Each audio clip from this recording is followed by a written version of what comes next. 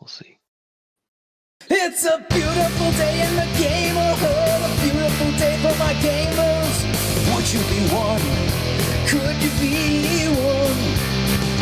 Shout about thunder, but don't despair. This colony's breeding great robbers. Would you be one? Could you be one?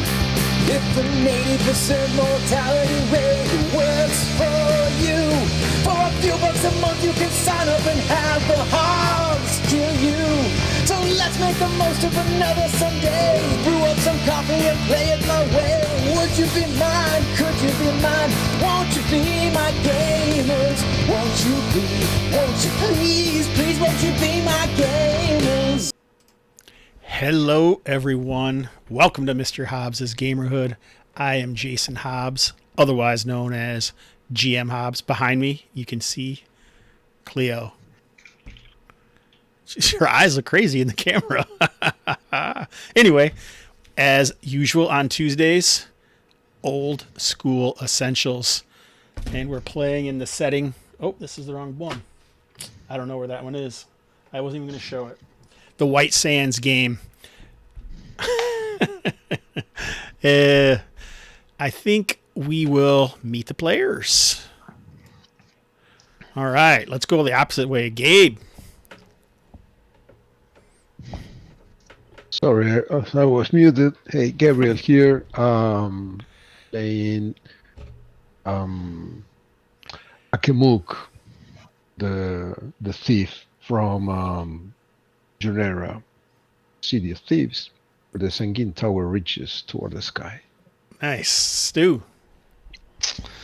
Stu here. Yeah, I am playing Galdal, a dwarf mercenary with a gnarly, lingering face injury. And he's level 1. Yeah. I thought for sure you were going to say beard there. Gnarly face injury, Aaron. I imagine he has like a patch that doesn't even grow the hair back at this point. So, Oh, that sounds rough. yeah. Aaron, buddy. Hey, Aaron Clark. I'm playing Hethan, the level 1 cleric. Nice, Taylor. Taylor's muted, everybody. Yes, he is. My name is Taylor, and I will be playing Hadia Al-Amakan, the runaway magic user from the big city. What is she running away from? Stay tuned and find out. I wonder how many sessions that'll take. They just have to stay tuned. That's right. Everyone should stay tuned no matter what. All right, who wants to fill us in on what happened last time in Hava? Stu? Oh, sure. I guess I'll do that. So we met up at the local wine tent, the Pilgrim's Chalice, and Galdal had shared a story about the last time he had gone outside of town. He was tracking down some of the Yakim and came across this area that has a few buildings, and there was a Yakim shaman that also seemed to be in control of like this giant zombie horse monstrosity. That's where Galdal got injured. But anyway, we regrouped as this party and went back out that direction.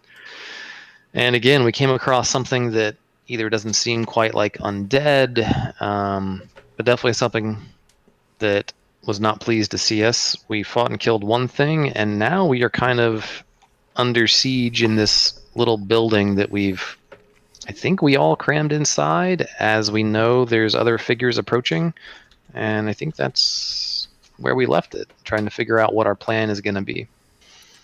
Aaron remembers his job as the weird. And the weird point tracker. The weird point tracker. The weird keeper. Oh, did you have any luck with the lighting headaches from last session? You said something changed in Roll20 and I did not. didn't mess around with it. I tried, Nice. actually. It did not fix it. You did. Can you guys see it? I see the table. Mm-hmm. Yep. So it did not change for Twitch. Hey, Mark.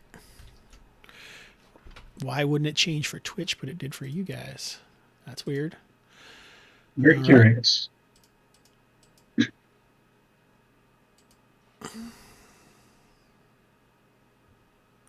All right, so what I did do, though, is I used the Fog of War to try to make it less confusing for everyone. Twitch, you're not going to be able to see it, unfortunately, but I am getting that going here for you. So I put a Fog of War over the one side. Does that help? Yeah, it does. I think I see a token out here in the middle of the Fog of War. Yeah.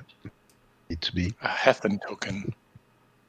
Yeah, Or that's maybe all right. that's a... That's for that side over there. Cool. Yeah, that stays over there. That's just to show her that if we have to jump over to that side, we will. Gotcha. All righty. Oh, I forgot. Now I got to reopen the chat. There we go. Sorry, guy. Oh, hey, that came together pretty quickly, actually, considering. All right. So, yeah, we're in this corner of some ruined buildings, actually in pretty good shape, guessing at what their age might be, which no one has really tried to do. But it has this large butte in the center, and there are some figures that have been moving about in the sands outside. And I do believe that Kamuk got one in a fight. And then, sorry, go ahead. Yeah, this one. And I believe there were a couple more around that. Yeah, before I got in. When you guys ran inside, they seem to have taken cover, but you can hear them. They're calling, they're chittering out there, and they seem to be calling back and forth to each other in Karamani. So yeah, they're like calling it. They're saying, "Oh, run, little rabbits!" They're calling out to you guys and saying that they have you surrounded. What are you gonna do? Them. Is this guy in the open? Yeah, he's just. I think I'd left him the last time. Okay. Let me see here. Oh, you know what? There's actually a rock there. Is supposed to be there. How convenient. Yeah. I think it was. Bam. Yeah, I think that was the rock that I was trying to have the lighting on. Maybe that's why it didn't work the second time. Yeah, I don't know why that it didn't work, but when I did mess it, you guys can hear voices, and you would say at least a half dozen of them. And so you have, they don't seem like they're rushing in at this point, but they do have slings. You can hear slings occasionally pelting the outside of the mud and brick daub building that you're in. What do you guys, you have a few moments here, like you've had some time to think about it. I know you guys talked endlessly on the channel about it. What are you going to do? I think they didn't seem to be particularly individually dangerous. Akamuk was able to put one down pretty quick. So I think we were thinking about taking the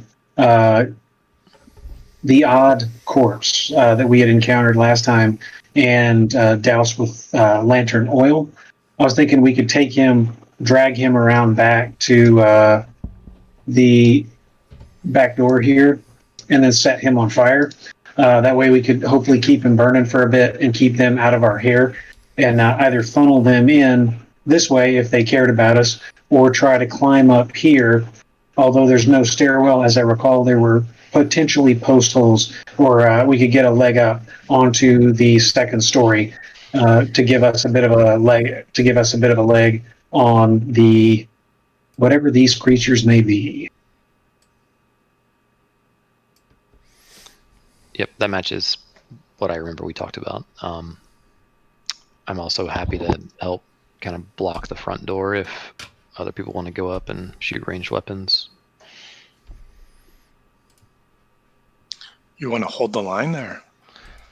I mean, I'm okay with it. I feel like maybe somebody should, as opposed to everybody going up. But let's see. So we have Akamuk.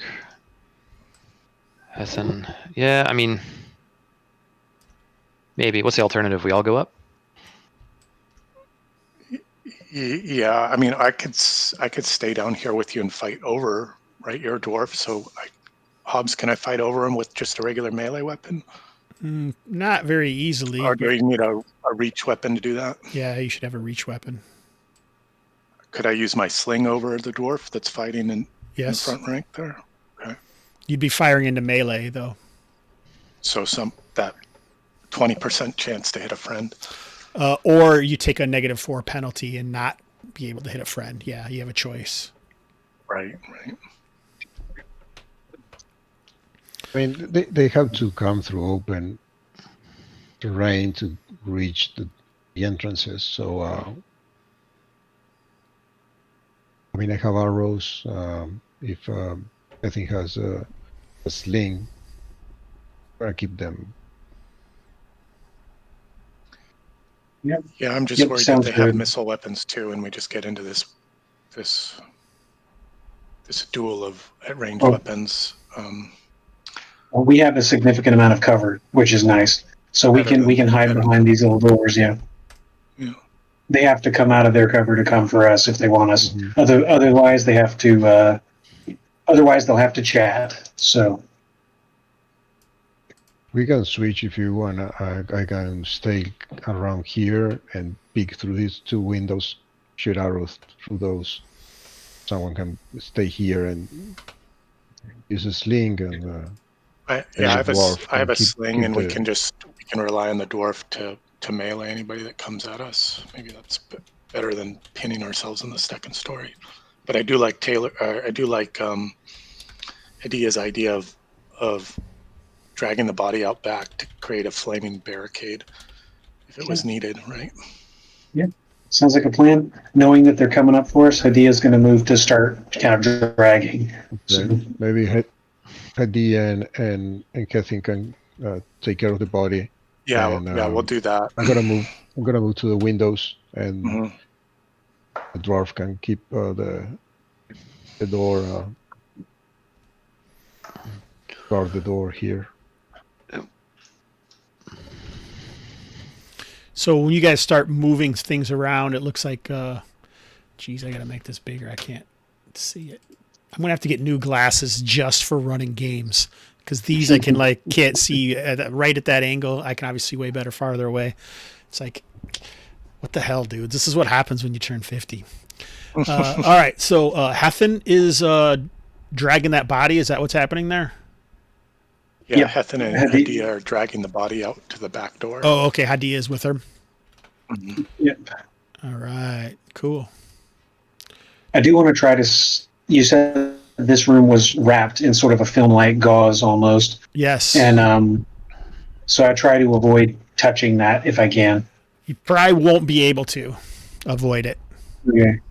All right. Then I'll try to step on it instead of letting it brush my skin. Okay. All right. So as you guys are making your moves, and Akamuk is preparing himself, and Galdal is looking for something to peek through the window, cursing these Karamani heights and where the windows are placed, because he has trouble seeing through them. Another voice, seems to quiet the others. You hear him. He's like, it's. He's calling out to them, quiet, ratlings. Yeah, Rajani. So that's often a name that Shadar might call people of the cities, of the city-states. You soft underbellies, you killed one of my men. What do you do there in that accursed place? Has anyone got a shot? That's the answer. Can I if I lean out the window or out the door, do I see who's talking? It doesn't seem like it's coming from over by that large pillar, that large butte in the center of this unveiled area. Do you see anyone through these windows? How long are you keeping your head out to look? Mm, Just looking quickly, I'm assuming, right? Yeah, I'm gonna count to 3. I go 1, 2, 3. Take a look, then take a look at the other. All right. You can make a intelligence or wisdom roll.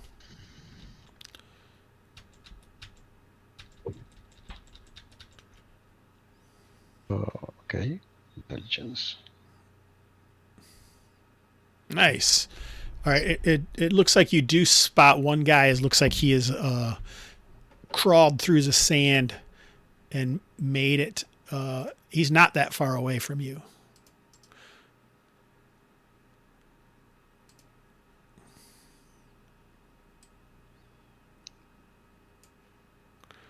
Seems like a pretty good roll. We'll show you this guy too.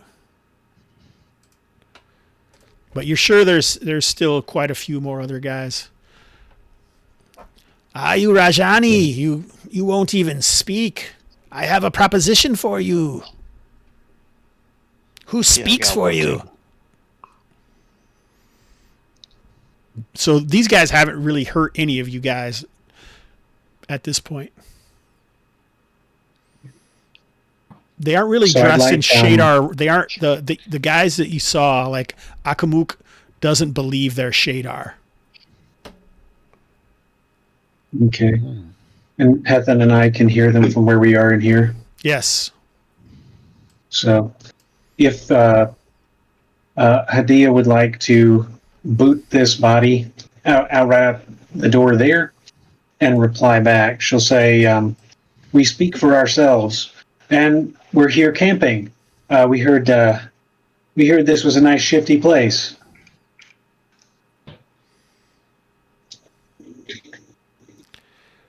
You lie, Rajani. You know the sands will bury it again. That way we don't have to clean up the campsite. There is treasure nearby. I will share it with you. I will tell you where it is. But you must bring it. You are accursed now, but surely your Darik is still worth something. Darik is like their name for money or gold or something, treasure. Mm-hmm. Are you guys throwing a torch on that dude cursed. Out there? Only if we have to. Oh. Are you gonna fire him up now, Idea? I'm thinking about it, yeah, because he should burn for a good long bit. Do you want me to go out and talk with this guy and treat with him and see if he'll tell us where this treasure is? Maybe we go into some sort of partnership with them.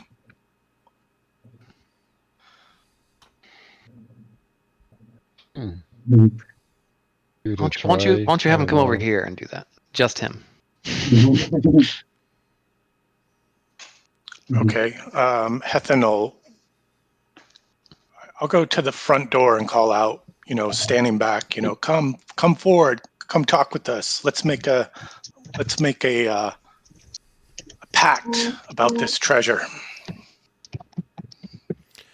Oh, I don't think so, Rajani. I saw your man there, a sniper, I'll an step archer. out. I'll step out of the hut with my shield. Say, I'm no Hajani. I'm Shadir. So you're out the front door out here? Yeah, I'll come out the front. If any one of those moves forward, I'm gonna take a shot at them. All right. They don't seem to be that they're not doing anything. They seem to be at this point letting one guy who kind of steps out over here. He looks like an older guy for sure, heavily weathered, but it's pretty obvious seeing him now that even his Shadar robes are mocked up to have some Rajani type of Rajani meaning of the houses. So it's pretty quick now. You can tell that these guys are likely bandits of some sort. Mm-hmm. And this guy is apparently their bandit leader. So I'll sit cross-legged right here and say, "Come, treat with me. Let's make a pact."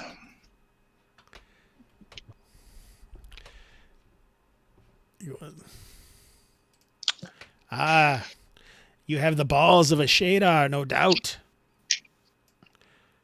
he moves over and tosses a water skin to you.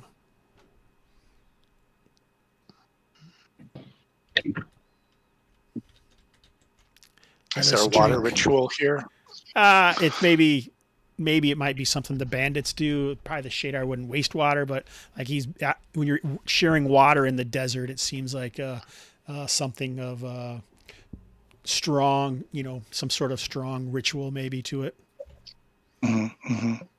Like breaking bread, but they would share water or something, or offering water seems like a pretty strong action. I'm making it up as I go, man. Yeah, it's good. I'm digging this emergentness.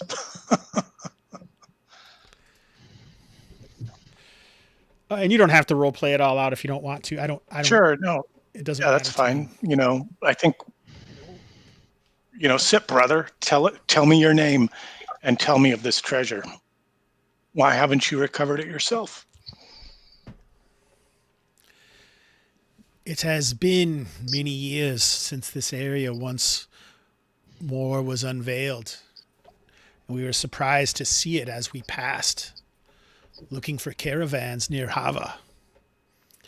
When I was yet a young lad, with the sharp spears, my Shadar brothers and I, we found some treasures, but the Rajani mercenaries were behind us. We had to hide it, for it weighed too much. It's nearby, this house, this building I remember. I could not find the shaft that we used, but there is a cave somewhere beneath. And it was my hope that we thought we found something within, but then it took Shamid. He was much too dangerous to be around. We've been camping here ever since. It seems you and your men are within. You should find the treasure, and we will stay here and make sure nothing comes at you from the desert. Yakim once were riddled the area.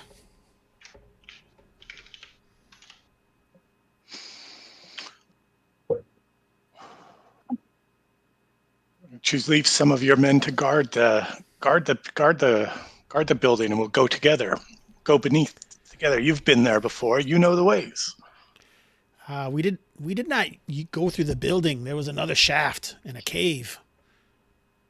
Oh, that has not been unveiled yet? We couldn't find it. But it is below, I'm sure of it. And what price do you put on this information? There are many Derek within. We will share it with you, of course. Right. But if we're going to get it and you're not coming with us, then it belongs to us. You wouldn't even be able to find it without us. Oh, I think we found this house.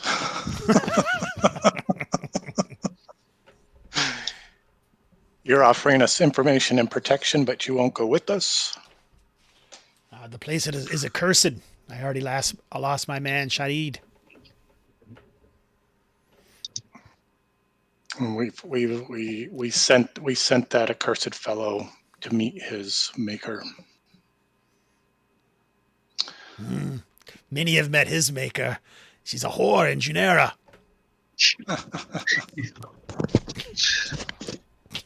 Don't look like that, Stu. I'm good.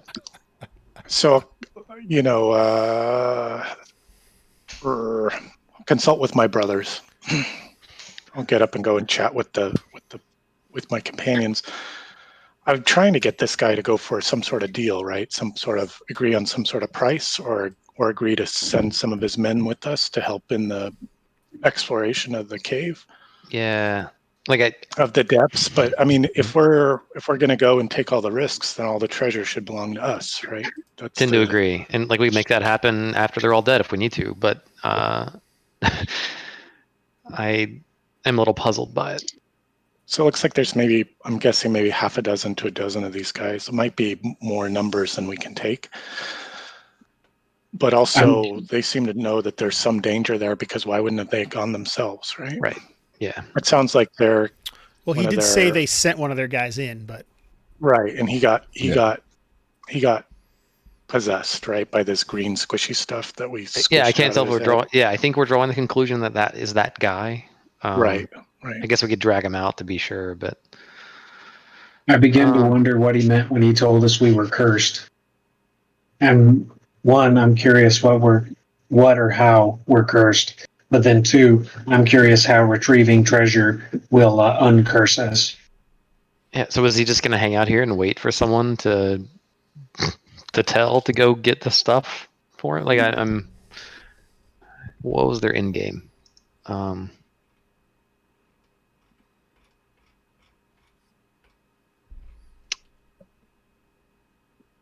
I like if it. What am I trying to say? Was your play maybe just to get a couple bodies to go with us? Like I would think that's probably reasonable. Yeah. Or yeah. quantify the amount of. Or quantify share. the amount of share that we have to give them. Half, a quarter, Yeah. 5 gold pieces.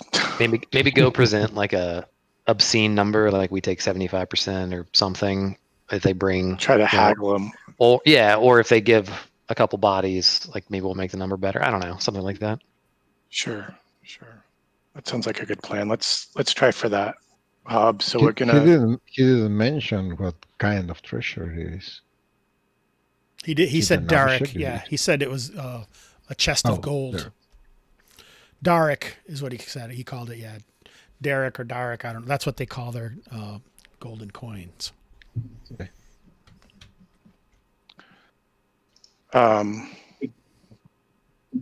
Oh.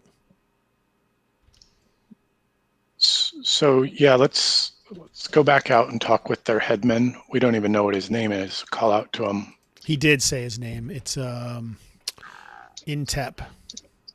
Intep.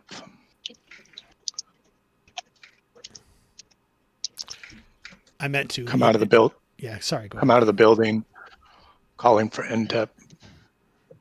Staring down some of his brothers. Come with me. Let's go and see the body of your fallen companion. Walk around the back. He seems definitely unlikely. Bring him forward. He doesn't want to get too close to the house. It's quite obvious. It's some sort of trap. It's a trap. I think he called the place. He said you were accursed because you went into the accursed place. That's all. That's really what he said. Yeah. The chat has disappeared.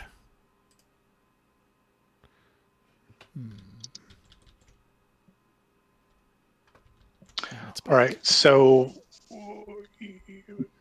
I'll bring the body. Maybe Hidea, you'll help me bring the body out, lay him out, kind of reverently. This is your brother. This is your companion who is possessed, and even this hardened Shadar bandit for who knows how long, he puts the sign of a cursed, three fingers on his forehead and steps back. Yes, it is Shadid. It is. Well, we will tend to his passage into the afterlife. That is only fair. That we can free him from his possession. But after that, we need to come to some sort of agreement about this treasure. And I'll set about maybe making a burial pyre here on the. So burning is butte. probably rare unless you're using because we're in the middle of a desert, so you're not going to have a lot of wood around. But I meant like a rock cairn, not a cairn. pyre. Okay, yeah, all right, Yeah. perfect. Yeah, okay. Unless you were going to use horse shit or something, pucks or something of. No, we'd make a rock cairn here Okay. and say the right words and observe the correct rites and all of that. Is it, the rest of you guys hide in there while Hethan is out here treating with these bandits? What did those who were hiding? They follow his leader and gather behind him, or No, they they stay seem to back? just be kind of lurking back. Yeah. They are obviously. It's not like they all have their hands ready to. They've been twirling, their slings the whole time or anything. But I'm gonna stay here, covering this. Hadia will come out. Hadia will come out, but she'll kind of stay behind Hethan.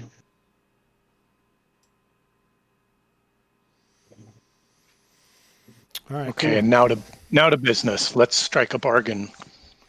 So what bargain We'll, are you we'll trying to get? recover. We'll recover this treasure from beneath this cursed building, this cursed place. But the information alone is worth a meager share, a tenth at best.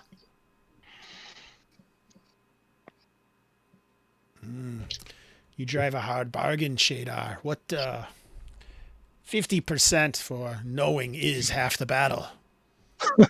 Well, we found it already. That was an allusion to G.I. Joe, actually. I know it. Oh, okay. I didn't know you guys all missed it. Oh, no. No. He rage quit. He did not like He's the like- G.I. Joe reference. Yeah. There's no way you can make jokes about G.I. Joe on this show. That's terrible. Sorry. It's an ancient Shadar legend.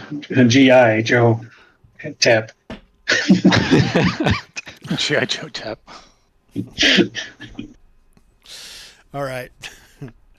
Why don't you let's make a reaction roll and see where you get on this guy. Sure. It sounds like a good time to make a roll. 7. A 7. All right, so you're somewhere in the middle. So he agrees at like a 25% or something like that. Will he send any of his men with us, or come himself? They seem very terrified of entering the building. They should be terrified of us. They might be terrified of you. It is quite a mustache. Galdal looks like he has quite a mustache. How much of that is nose hairs is what I want to know. Hey, it happens with age. It's just a thing, okay?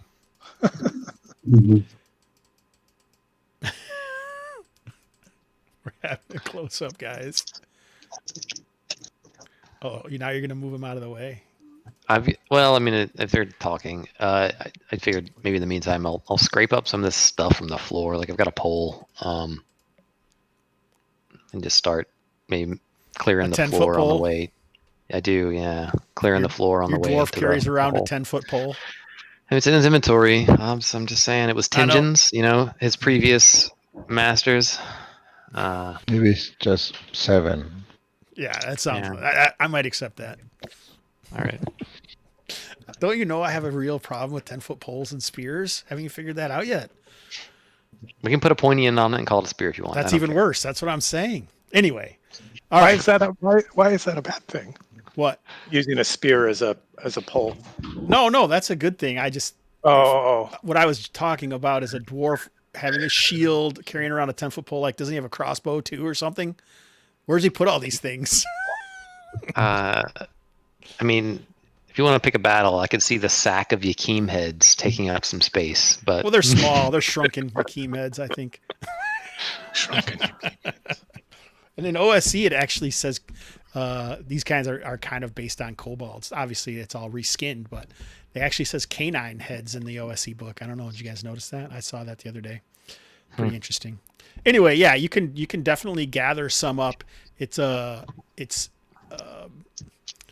doesn't seem as it does have some stickiness. It seems maybe a little lighter and less. It's less. I was going to say turgid, but that just seems like the wrong word in this situation. It doesn't have the prehensile strength of webs. If it was this thick, you wouldn't think. So it's definitely something else, but it almost just seems like, like someone took cotton balls and really strung them out all over and stretched them about. all right. While they're chatting, until I hear conflict, I'll just start clearing the floor towards where the hole is that we need to That go was our down. chance, friends. Galdal's busy. Anyway, I'm just kidding. All right, you clear it up. There is like a stairwell leading down here, right? All right, You so remember that, I'm assuming. I do, where my nemesis came out of. Your nemesis.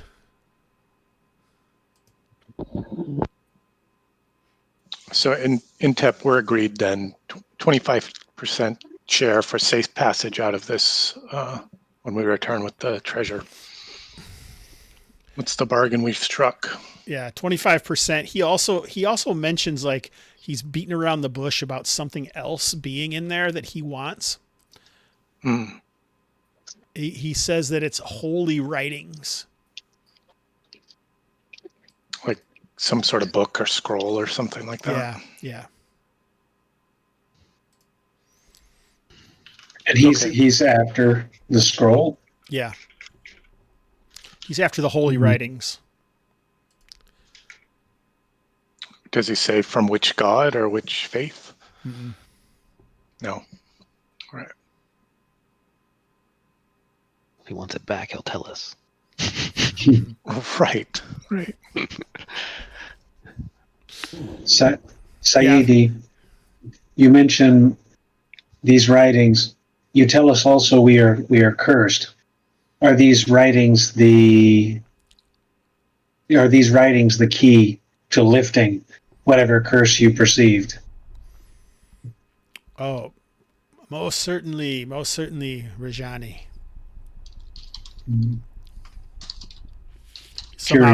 Somehow he used that curse to make it sound like it's okay to call people that, even though to Shadar it probably is some kind of insult.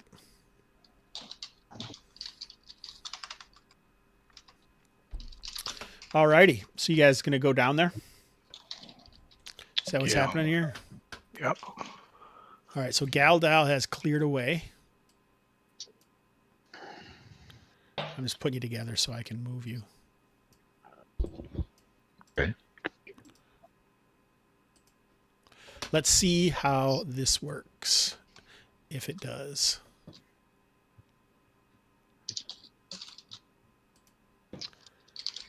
And Aaron, is Hethan a fighter? Cleric. Cleric, that's right. Okay. I've still got 2 spell slots left. I've got a protection from evil and a resist heat right now, but both can be used as cure light wounds. Does Hadia carry a torch or a lantern or something? She has a lantern. Is anyone else carrying one? I have torches that I could use, but let's rely on Hidea's lantern for now. Yeah. All right. So, and this is kind of the marching order that I have you in. Is that all right? Left to right or right to left? Left is forward. Sure. Okay. Yeah, that looks okay. Amuk, you can shoot your bow over Galdal. Mm-hmm. And I can cast read languages over Hethan. What? Well, you could read the holy book and get the information. So with that, this is going to come in handy, I'm sure. What melee weapon do you have, Amuk? Akamuk? I have a dagger, I guess. Okay. I have a Let's short lash sword, it to the actually. Let's lash it to the end of this 10-foot pole and it becomes a spear. You could swing it like a staff. I mean, that pole becomes a staff, right? Staff's got reach. So we have to use ropes to get down there? No, or there's a there are, stairwell. There is a stairwell here that's made out of stone, and it kind of leads down. And there's a landing, and then it comes back. And can you guys see right now or no? Yes. Yeah. Yeah, and then this is where it comes down. So, you're probably 15, 20 feet below ground. It's cooler down here. But it looks like this was fairly well made, and the walls are all man-made down here. But instead of just a regular cellar, it looks like it kind of heads off towards the west. It's about 10 feet wide and about probably about 8 feet tall, and then it like has a light the ceiling isn't as finished off, so it just kind of has a light curve to the ceiling. I'm trying to figure something out right now. Sorry. And I would say, like, whatever we can think of, it probably warrants some caution. Like, maybe things have changed, but the thing that we fought that came out of here, like, we had no business fighting. It was like this zombie horse monstrosity that we just barely got away with destroying. So it was in this very same place down this. We never went down because I died up top when this thing came out. Oh, it came out of the cellar. But back then it was like a Yakim shaman who seemed to be controlling it, and we haven't seen any Yakim around, so I don't know. But So if we see any zombie horse head things, run. Probably. But the four of us are probably better equipped than I think we were there with 2 or 3 of us, but still. I'm trying to look at my armor class. Maybe a little bit higher, Jason. What's that? Just half, a little bit higher because the half it of worked. the map. Oh shit! It wasn't showing up, and so I restarted it.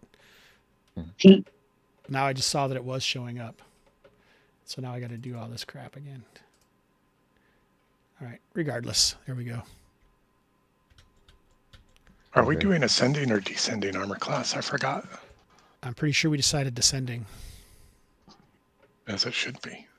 Yeah, there's only one armor class. Wow.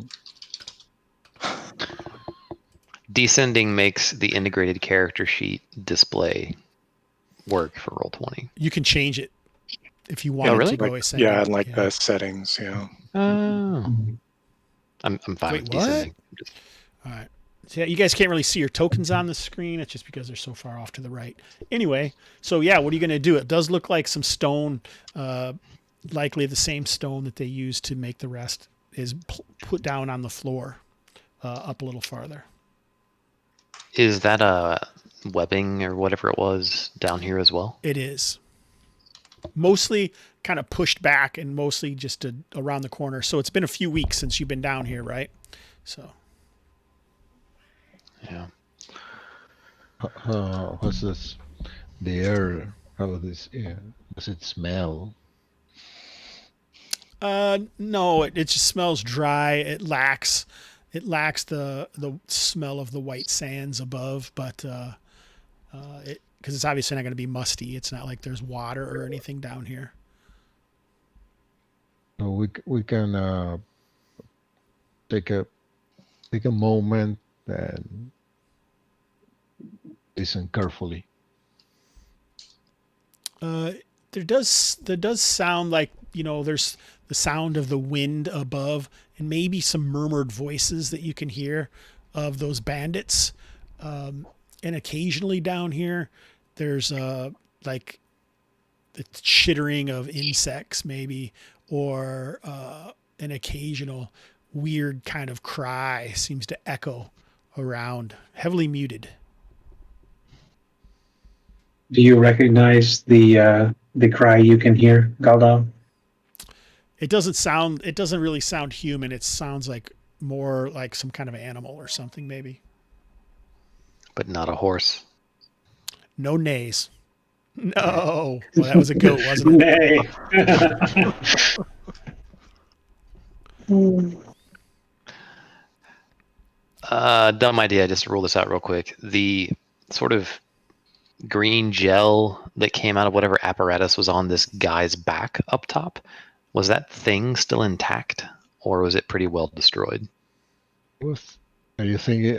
I was thinking smashed. of taking. Yeah, like can we somehow lash it to someone's back and they like walk ahead? Staple. All right. Hobbs shoots that down. He doesn't like knife. I didn't shoot it down. I didn't say anything. Let's press on. We're walking. Hey, we can take it back to town.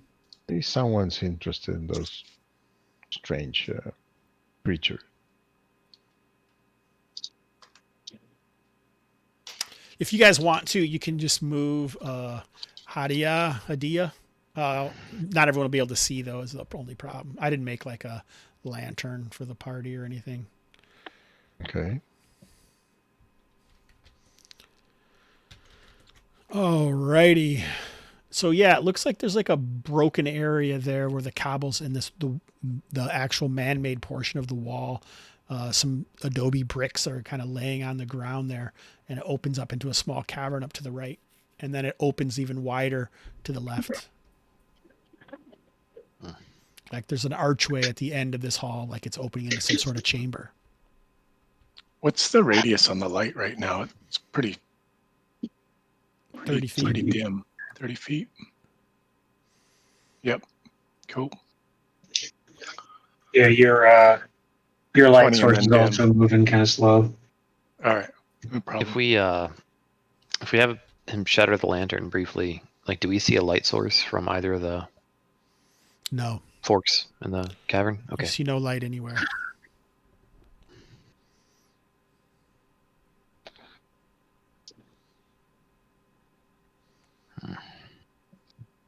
Okay. So you can see as you move forward, there's that, you guys move right past it. This looks like a small chamber, only about 5 or 6 feet wide. It seems to be strewn with detritus and debris. It's like a little niche here to our right. Yeah, that small niche, and it kind of does smell of old shit. And what do they call those awful pucks? That's not what they call them. Like, what do they call poop made into like pucks for burning? There's a word for it, but I can't think of what it is. Oh. Anyway, Buffalo chip. That's what I know them from. Like Chip. there's a I've word heard chips before. chips or something. Yeah. The other room. So the gauze looks heavy in this bluish area, this gauze on the ground, instead of just being in the corners. And there almost isn't any inside that room to the north of the stuff. But it does seem like it looks like maybe the Yakim or someone used it as a refuse pit Go ahead. Did we try burning that gauze at all, guys? I don't remember. Not yet. I was actually about to ask. Let's take the flame and kind of, not necessarily like rub it up against, but trying to experiment a little bit. How does the cotton ball material react to the flame? Just take some at the end of the pole, maybe, rather than put it on the ground, just in case it's super flammable, and just put it at the end of the pole. It kind of melts away like plastic. Okay. Styrofoam melting. I'll light a torch. I mean, we can use this to kind of burn that. We can sort of use a torch to sort of burn this cotton away from us as we're advancing. I have extra torches if anybody else wants. Yeah, is it obscuring the ground? Like, is it that thick? Some. Yeah, it's definitely you're looking through a film or like through a veil or something. In some places, like that bluish tinge there, it's thicker there and harder to see through it. You could also like scrape it in like wide swaths with the pole, like as we move in front of us. All right, so this chamber here continues to be man-made. The flooring has still been placed in here, so there's some kind of stones that have been played. It does look like it's taken a beating, though. There looks like there's some walls up on a mezzanine that's about 12 feet above where you are. There's an exit to the left and to the right, and all around you can see like evidence of grime and dirt, like something nasty lived here at one point. A zombie horse. Yeah. Do we want to look at And the dirty those are niche spears. up here? Yeah, search that chamber. Here? Yeah. So like I said, it looks like an.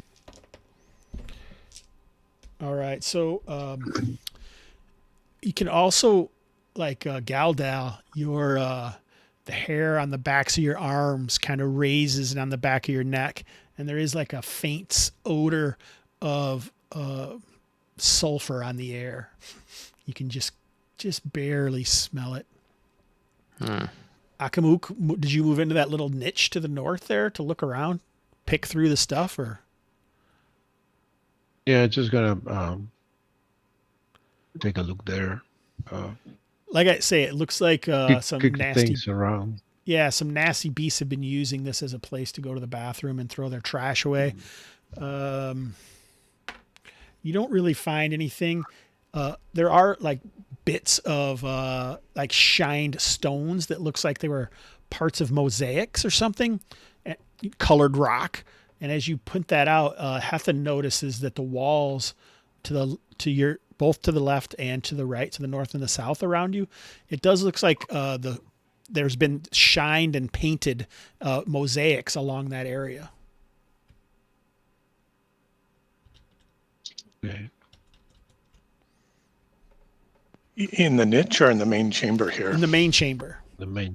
He just found some pieces of mosaic that had been tossed into there. Oh, like cracked and... Yes.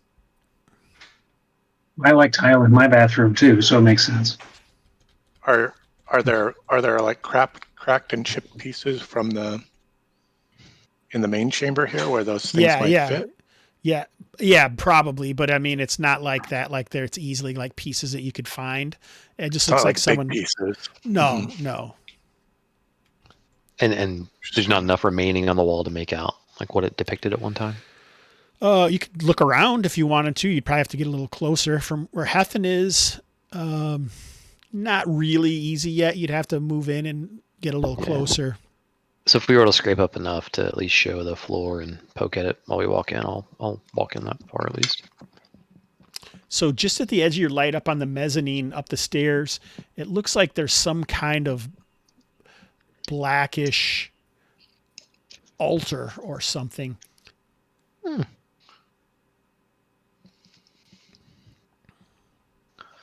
that what this is? Yes. All right. How about these mosaics? Can we make out what they depict? Or are they like some sort of... Yeah, you'd have to probably walk over to them, to look at them or something. Sure, I've got a torch, so I've got I have a light source. with you, so... Great. When you're looking at them, it looks like almost like... You know how when you go into a kindergarten room and they show the ABCs and they may have like animals or fruit or something in depicting what they are, but it's almost all like different types of animals. And any language that was written there, you can't, there's no languages. It's just like fairly large depictions of animals. And some of them you don't even recognize. So they must be from like an earlier era. Strange mythical beasts. Interesting.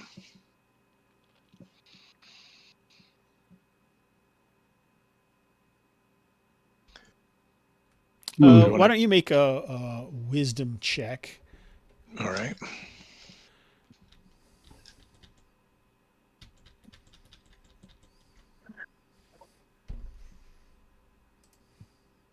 Passed it. That's exciting, right?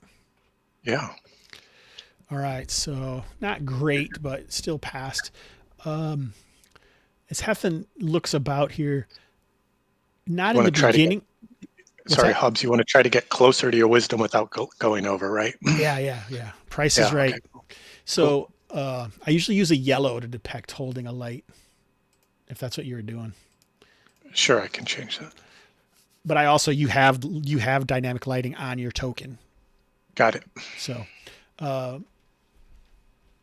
kind of not in the beginning, like at the mosaic in the very beginning of the room, like here, but as you edge it over, it seems like the creatures seem to become less believable. And in fact, you're guessing that some of the creatures are amalgamations of other creatures. And kind of hidden in there, you see an ancient symbol of the hated...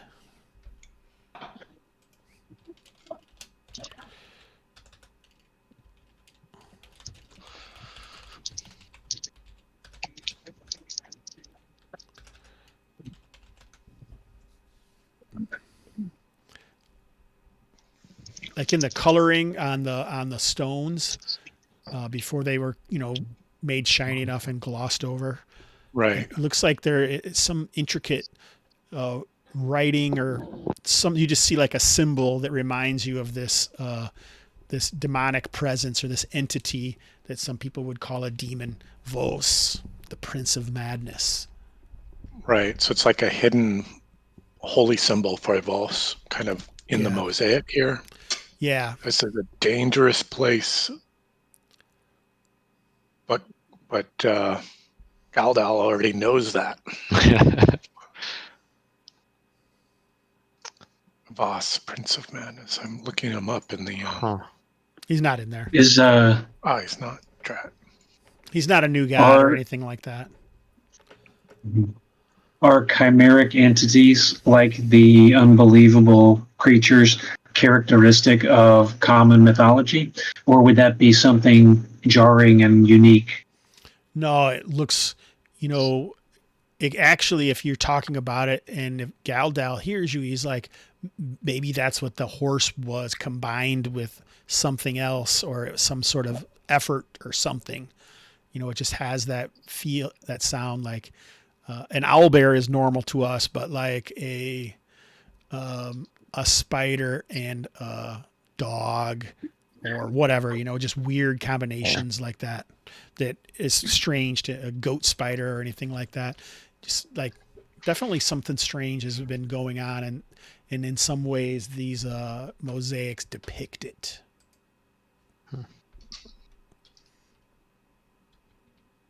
I'm curious about the black thing. You said that was an altar or a table or. Yeah, it looks like some kind of altar up there on the stairs. There are bits and bones, and the whole area isn't covered with the gauze. Mostly along the walls, like you would have had to brush it away to look at the mosaics. I'll go up there with you if you want to check it out. Yep, I'd like to. Nothing doing up. Take a look around the corner. Yeah, as you guys move up the stairs, you can see it looks like there's some kind of blocked off areas back there, like niches along the wall. And inside those niches, as the light touches it and your feet scuff along the gauzy remnants on the stairs, whatever's there seems to stir. I try to pause for a minute and see if it stops stirring. And now it starts to shake. Uh-oh. Shimmies come next.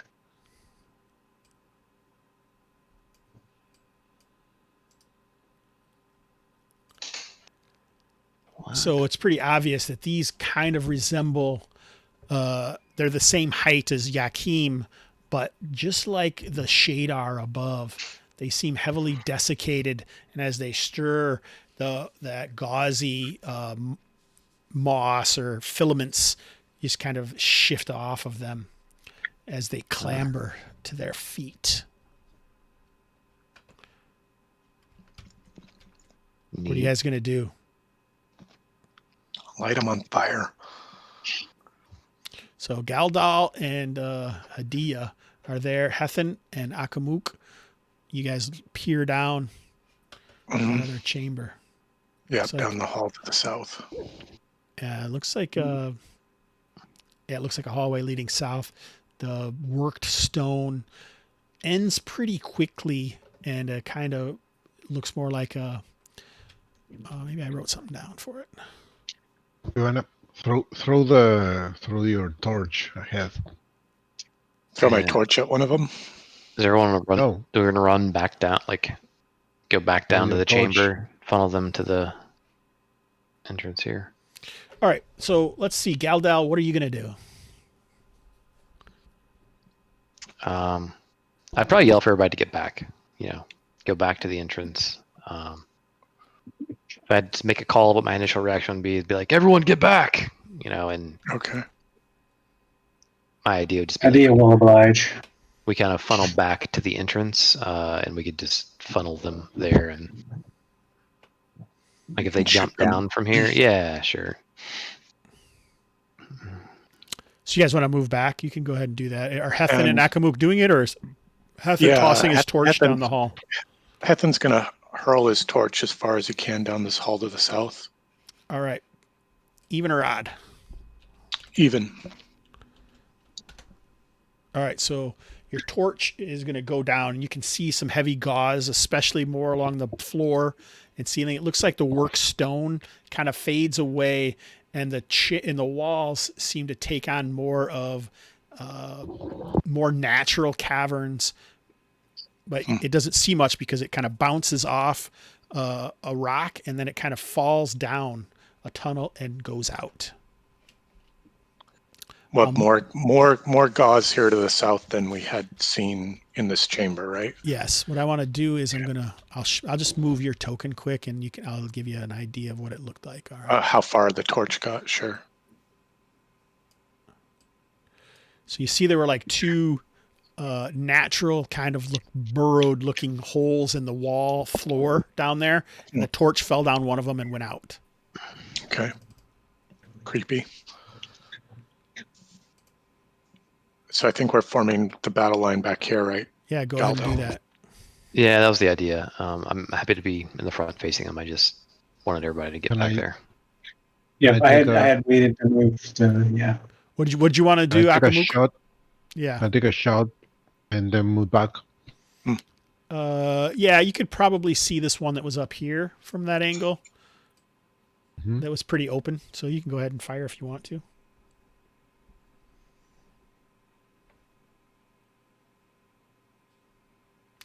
In this game, though, I think you're not supposed to be able to move after you do an attack action. So we'll give it to you this time, but in the future we probably shouldn't, because I think that may mess with the 4Ms in some way. Missiles and then movement, you know. Move while taking a shot. Missiles, movement, Mars, Mulberry. Did you say Marge? Okay, that was... I said Mars and Mulberry. M&Ms. Okay. I got you. It was a natural 20. Did we talk about critical hits? I don't feel like we did. I don't think we did. Are they in your house rules? We might have. I think it was.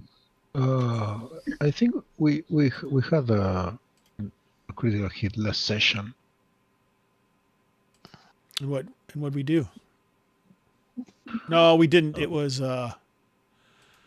wasn't it? He used his. It wasn't a critical hit, but it was a double damage. But I thought we talked about him. There is something in the thing, but it's in the grayed out in the tackle mandates where you can either choose to do a double damage, which would be another roll the damage die twice, and then only add your modifiers once, and then or you can try one of those other things. If we do that, are we gonna do it for monsters too? No. Well, I want to understand what we're opting into. Right, I won't use it for monsters unless they have some special reason for it.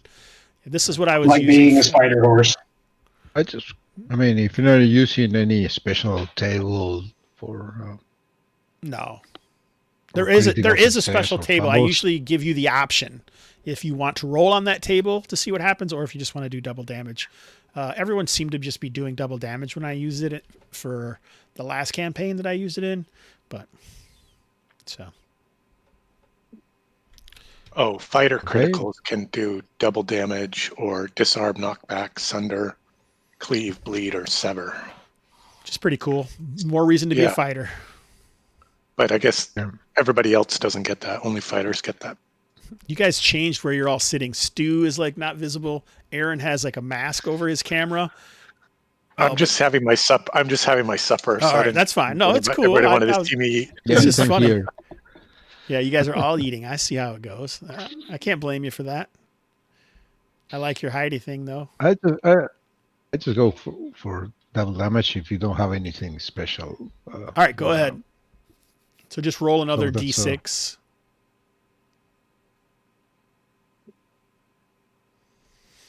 $3 and 2, 5.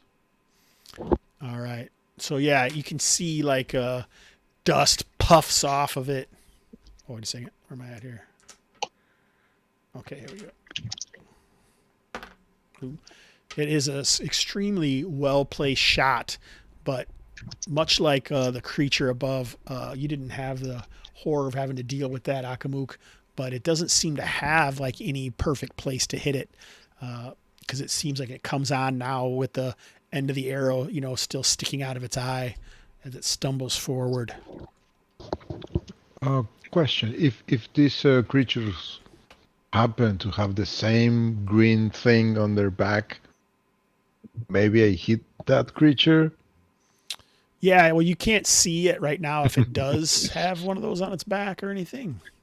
Is that how the 20? Is that where the natural came in last time? Yeah, that's cool. Just by chance. Yeah. Jeez. All right. Perhaps you shot it and fled out of the sight. What the hell was I trying to get to? This? I think it was just this.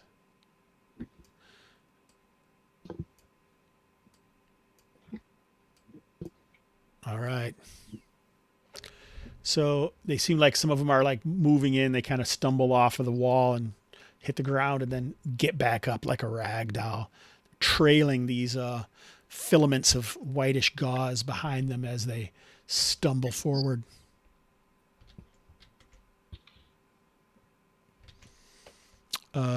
Let's roll initiative now.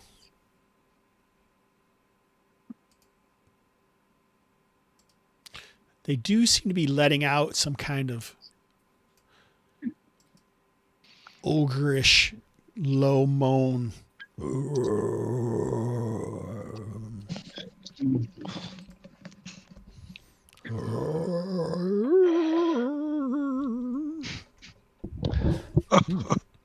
Who's the IB? Let's start with you, Stu. All right.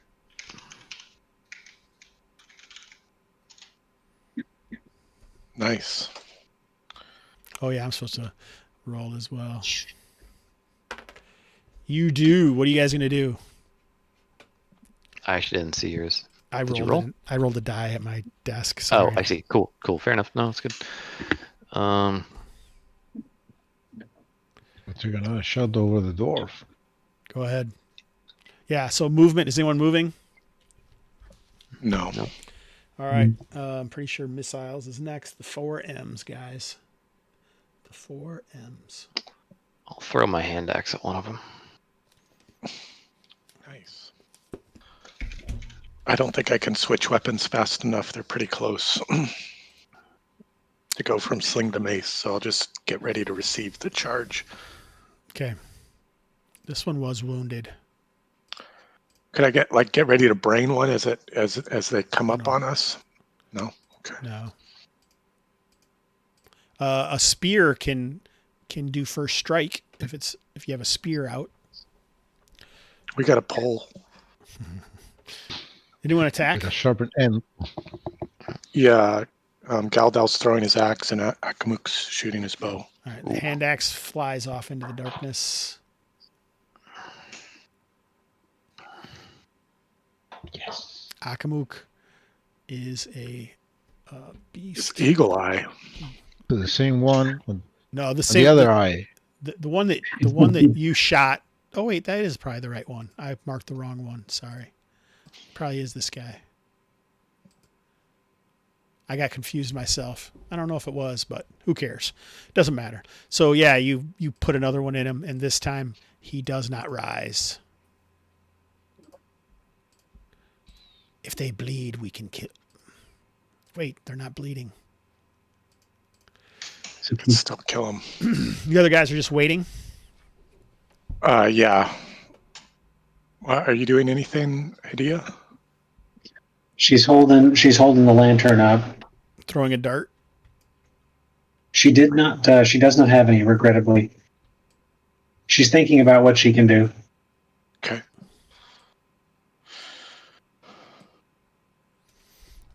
Even over the sounds as they come near, you can hear more of the strange moaning kind of echoing about this area. Kind of has an unnatural. Can we see if they have any nodules or bulges on the back of their necks? As they get closer. Maybe the one that fell forward. Didn't see it. Roll a d6.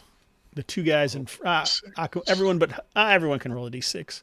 I was gonna say not Hadia, but that would be even worse. She can't do anything anyway. You can also not see if you can see anything from there. Yeah, you guys can't tell. The shifting light and the as they move forward is too scary. Here, we'll roll initiative again.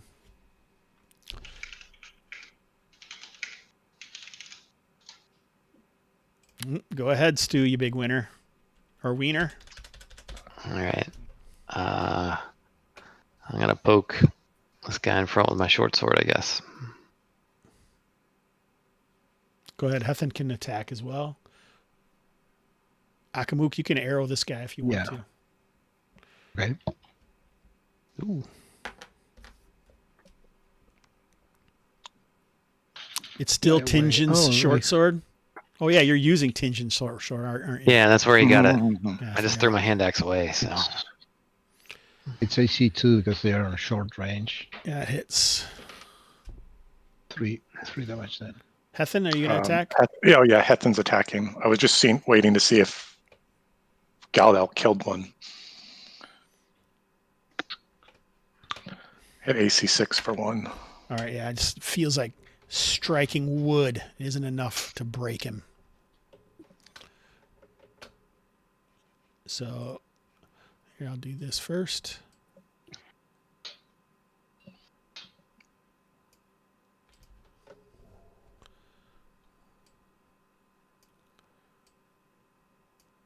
So there's obviously some more shambling from the north up there.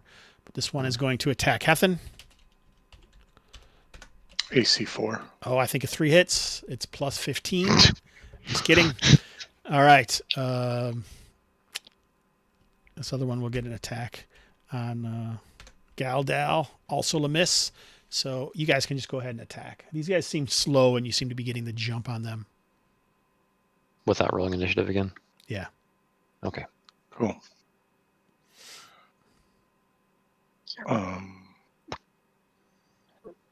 There. I'll attack another one. A different one. Let's see, where's my attack button? There it is. I'll take a shot at any of those. Yeah, if you move. Yeah.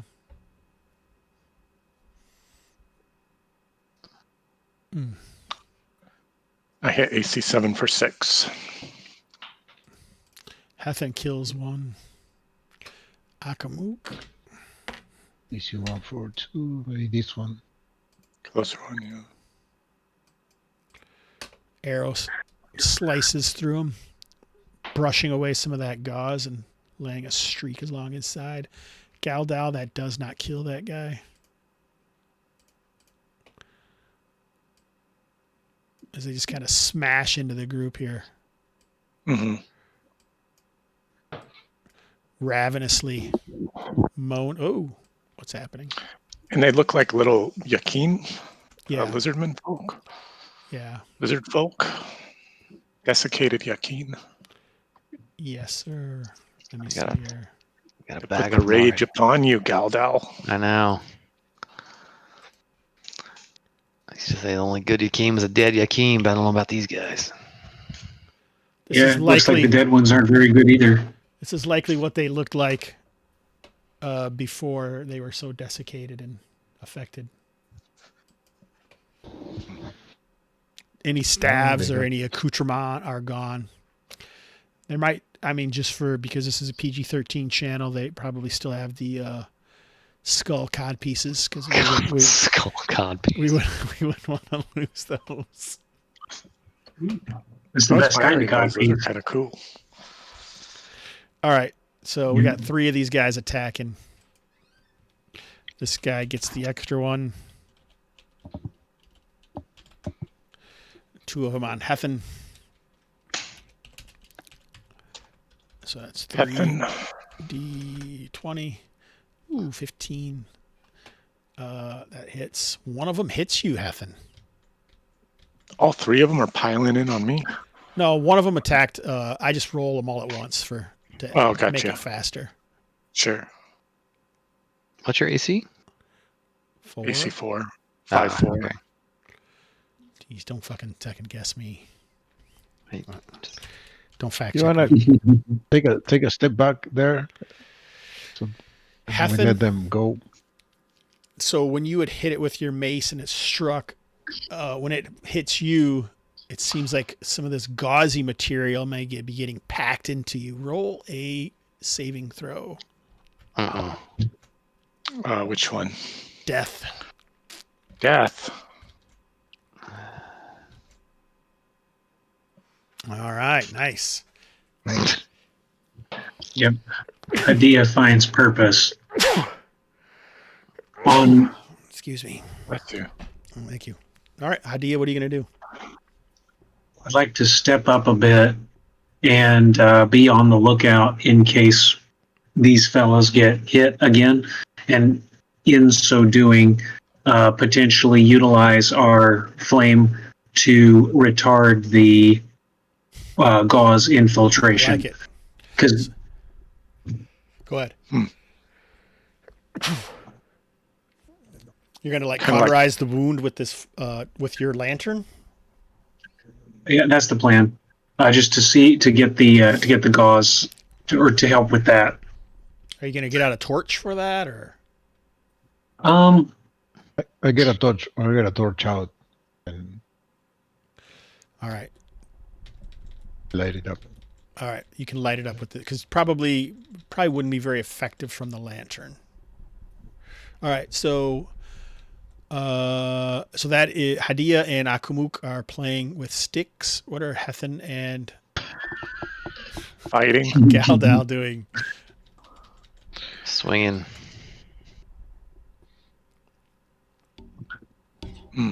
AC 5.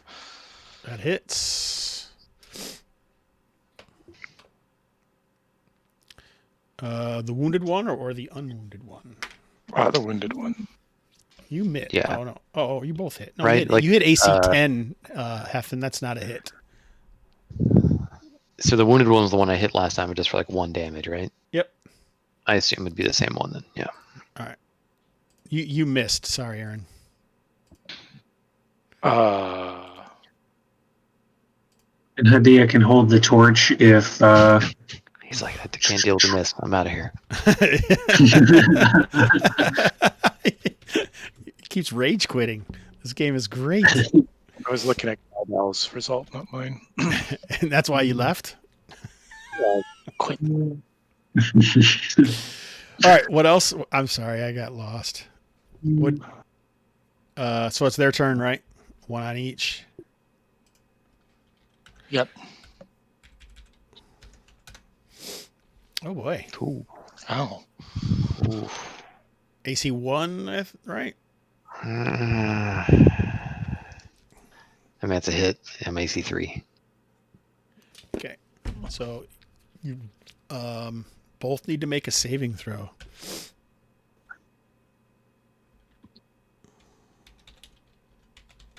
Bonk. Nope. 1d54, you only take 8 points of damage. You're lucky. Jeez. That was an accident. All right, the first one is Galdal. Galdal takes 1 and Hethan takes 3. Ouch. You can use your shield to sunder and block a strike if you'd like. Nah, I'll take it. I'll Okay. take my new gauze infection. All right. Yes. Gauze is supposed to keep it clean. All right, so Akamuk and Hadia, you see that these guys are hit, and so you must have spotted something last time. Is there something this time you want to do something about that? Yep, I would like to try to using the lit torch to try to, like I mentioned, cauterize a little bit. But more importantly, I remember when we applied flame on it earlier, it had kind of retreated, almost like plastic burning out. So to see if we could kind of prevent it from getting in or doing what it does, to see if that, in hopes that helps. All right, so I think we'll make a dex check here because all you have to do is kind of wave it over top of it, right? It's not like you have to, you're not hitting your buddy with the flaming torch. I'm assuming where he just got hit, right? as funny as that would be, no, just kind of waving in nearby. And they're moving around and fighting, right? So it's not like they're just standing there for you just to do that. So why doesn't Akamuk and Hadia each make a dex check to see if you can kind of get the flame close enough without burning them? If you roll a 1 or a 20, we'll say that you do actually hit them and possibly harm and then harm them. But otherwise, if it's a failure, then you don't do anything. If it's a success, then you got it pretty darn close. So yeah, you do feel like you did something. All right, why don't Hethan and I got to make a note here. Where am I going to make a note? I don't even have like paper sitting here to make notes. That's weird, isn't it? This is what happens when you do everything. I should use this. Virtual. I have this. Is And your notepad? I have this. It even says Can't White read it. Sands right on it. No. And then it even has like all of your characters in here. And the notes. See, I'm trying to get organized. So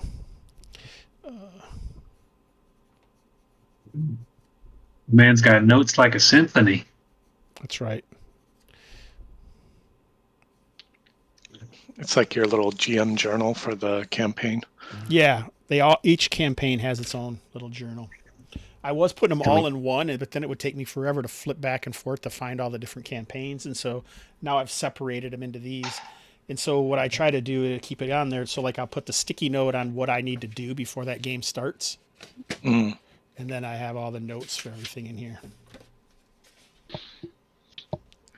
So, but then I have a bunch of shit on computer as well. So I don't know. I haven't figured it out yet. This is what I'm trying, guys.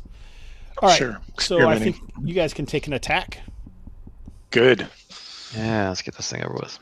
Brr. Kill them all. Eat it.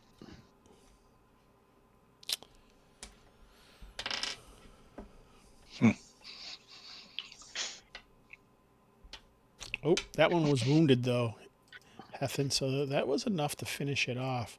So strike out madly, but the one that Galdal is fighting is not slain. Strikes back, trying to finish what it started. Is it a new round or? You guys just did your round. Now it's their turn. We're just going back can't and remember. forth in this situation. Now you guys can it's not attack. okay. It's not a win-lose thing. Got it. Nope. Mrs. Hethan, do you move up there so you can get a strike in? Yeah, I sure do. Hit AC4 for 5. Hethan strides through the corpses, or the re-corpses, or the second corpses.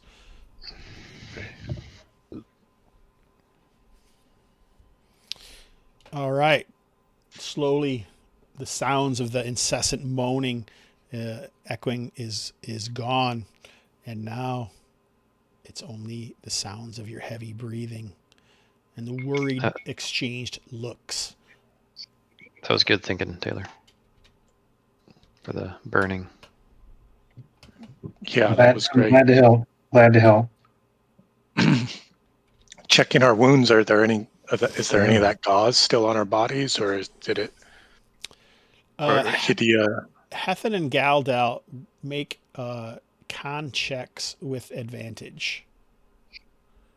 So you want you'll take the lowest roll. Roll 2d20 and take the lowest roll.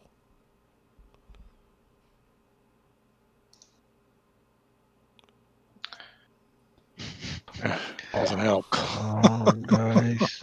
All failures. So what they did gave you guys advantage on this check, Uh-huh. and you guys still failed. Yep. Awesome. It's Brian at the pit, the prehistoric chasm all over again. I'm in chat now. Would one of you guys like to try and suck out the poison? No. Let's give him a tourniquet. It was biting him on the neck. Just have to pee on it. All right. So, I mean, in all honesty, you guys wouldn't know any of that happened, really. You know what I'm saying? So, but you do feel a little ill at ease and uncomfortable after the sounds of combat. And now, silence. The black box beckons. What are you going to do? I think inch our way after that there box. Yeah, fire up another torch and try to do that thing we were doing before. Before we get too close to the box, I'd like to take take a look at it as best I can.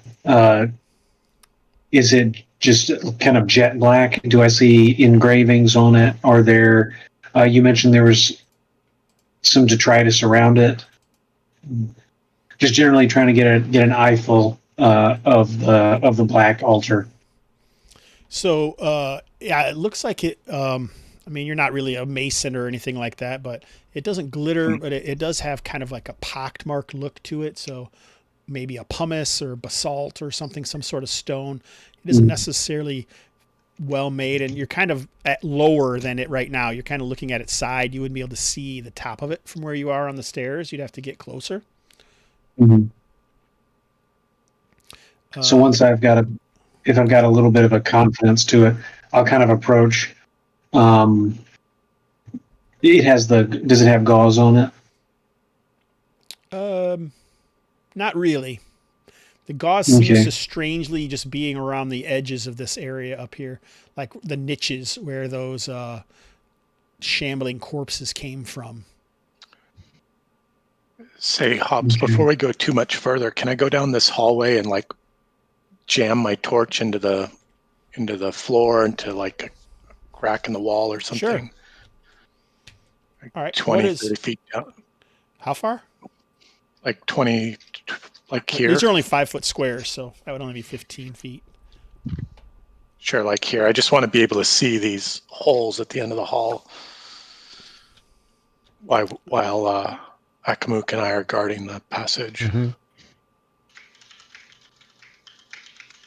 So as you start to move down, as you're walking, you can kind of hear like a brittle crunching as you walk, like a underneath just a light film of gauze that's on the floor, and it's much thicker on the side. Roll a d6.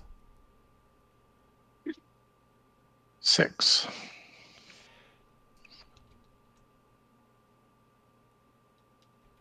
All right, nice. So even though you are stepping on this stuff and the gauze is trailing along your boots, it still isn't too much. You hear like something slide on the stone above, and something is falling towards you from the ceiling. Ah. Can I jump up? Can I jump back? Let's roll initiative. Oh, I didn't see it. No, you guys couldn't see it. Oh, good. The top and the bottom.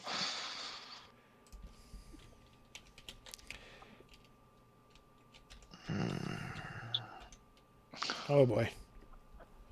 Oh boy. All right, so these things are like leaping out of like niches up along the wall and in the ceiling. I thought it was a good idea. It was. It's a great idea. Mm-hmm. Oh, you know what? I kind of lied. You heard a shifting, and when you look up, you can see like gauze kind of shooting out of a niche in the wall. Make a saving throw versus paralyzation. Mm-hmm. You're going to have to make 2 of them. I lied. Sorry. Mm-hmm. Okay. It gets better and better. Yeah, I can't even read my own wait, stuff. Wait, maybe he comes with something else. Nope. So at Kamuth, you can hear him crunching down there, and you can see as he's getting ready to shove the torch in, and then all of a sudden this gauze seems to spray out down from the ceiling like a net in one side, and then from about 5 feet away from him in the wall on the other side.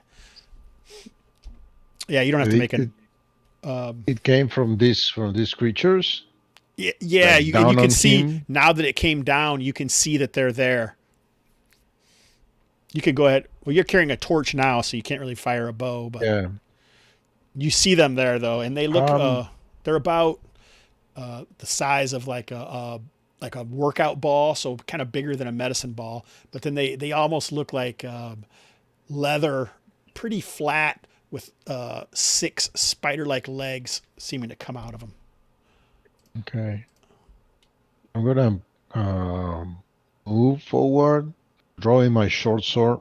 So I carry a short sword in one hand and the torch in the other.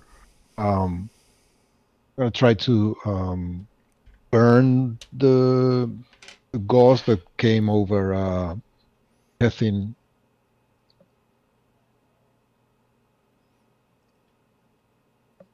Okay. All right. Yeah, so you're gonna draw your short sword and with your other hand use the torch to try and get it. Hethin, what are you gonna do? If I still have the torch, I'm trying to kind of free myself with the flames. So even as the torch kind of falls from a numb grip as you just kind of sag against the wall, unable to move. That's the paralyzation. It's the paralyzation setting in. Yeah, paralysis. And as I move forward, drawing the short, I'm gonna shout, "Help! Help!" So as you move forward and you have one in each hand and you're kind of trying to, it's moving from him, but he still seems to be under the effect of it. This is what you see on the wall just above your head. Run. No, it's. Are they green? They kind of They have. look like the creature. No, it doesn't. The creature behind the creature wasn't green. It had ooze that came out of it that was green, but the creature was the same color as what the guy was wearing, and this is the same color as the stone that it's near. Okay. All righty. All right, Galdal, are you going to do anything? I am. So I don't know if you saw it. I put it in the chat earlier. While they walked off, I was looking at the Akeem bodies. Okay. Do they have anything on their backs, on their neck? They do. It's not on their neck, so it's almost covers most of them, and it's the same color as they are.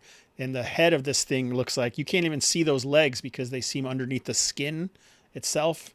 As they don't really have a tail. I just didn't white that out. I should have. Sure. Or the back ridge. But nothing's moving on the Akeem, right? No. Okay. It's like a big giant tick. Yes. It embeds its legs into your body and controls your mind. Yeah.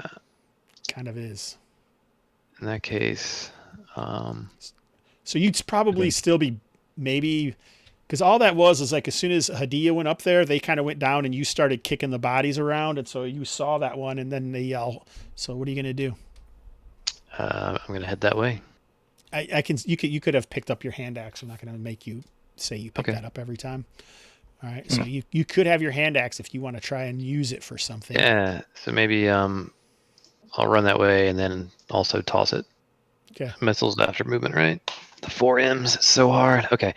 Here we go. Missiles movement, melee magic. Is that the 4 M's? I got morale's in there too, right? I don't know. five things. No, there's 5 only 4. M's. Let's look it up, guys. I'm not against looking up things. The bad thing is we've probably looked this exact thing up a million times. I think that's where the phrase, guys, it's the 4 M's, it's not that hard, keeps coming from. That is where it comes from. Which is why I'm going to bust these out. Boom. Movement, missile, magic, melee. Missile. Yep. Movement missile. Good job, Big Dragon Games. What are you laughing about? Having a good time. Oh, well, that's good. You guys don't even seem that creeped out in this holiday session. I am pretty messed freaked out. Yeah, so hopefully Your hand 1 axe damage. misses, bounces off the wall. It's very difficult to see exactly where their body is and where it ends because they seem chameleoned against the wall, and they skitter around quite quickly. Not good. All right.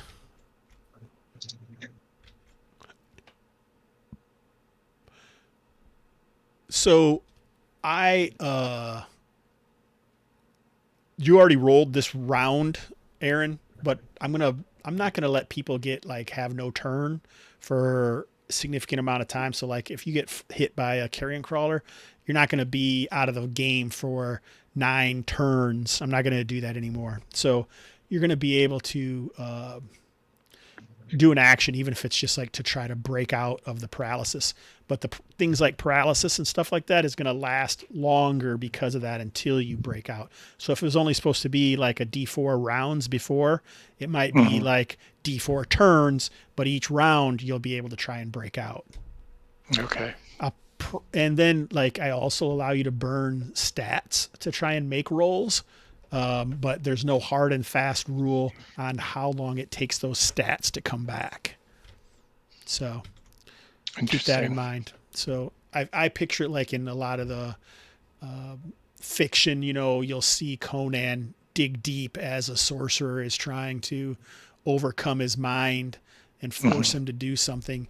And this would be similar to that. You're digging super deep or like pushing your strength so much that you tear tendons or whatever. That's kind of what I'm trying to emulate. Taylor, it's turning into a story game, isn't it? I can see your face. Good, the camera's working. So how high up am I? About 12 feet. 12 feet, okay. So it's a little high to hop down. But what is it you want to do? I'm just moving out. All right. I was thinking about, heroically leaping down and attempting to stab the evil mind control tick, but we'll hold off and see if I can come up with something more interesting. I mean, are ticks really evil? Yes. Yeah. Chaotic neutral at best. Chaotic or lawful with insects? Most insects would probably be lawful if they were insects. I mean, they pretty much follow the rules of law. All right. Anyway, where were we? 1, 2, 3. And now it's time for initiative again, correct? Yes. Did I have the chance to burn some of the gauze that's surrounding? Yeah, a bunch of the Hefin? gauze shifted away from him. Okay. But it does look like he still seemed to like he became turgid and slumped against the wall. All right. Love that word. Do we see any detritus? You've seen some already. Gauzy detritus along the walls. Do you want to, Stu, did you lose initiative yet? I have not. No, I'll roll here.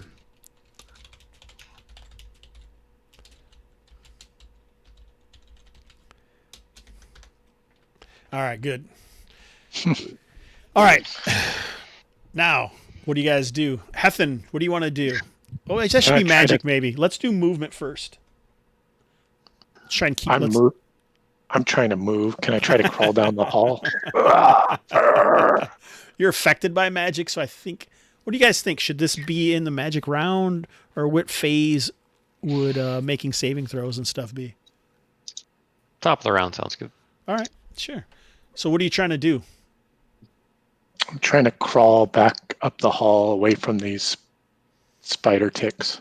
All right, make your saving throw versus paralysis. Yes. All right. Nice. So you have broken free of the paralysis. Stumble up the hall. All right, nice. So that was moving. Anyone else moving? Galdel? Run away. Akamuk? Hadia? Are you swinging at it with your sword? Hadia's pretty happy. Galdal hears run away and charges. Well, these things are moving that fast, right? I don't know that that's going to work. Where is this thing? Is it perched on the wall right now, or is it? Yeah. How Use your about, pole.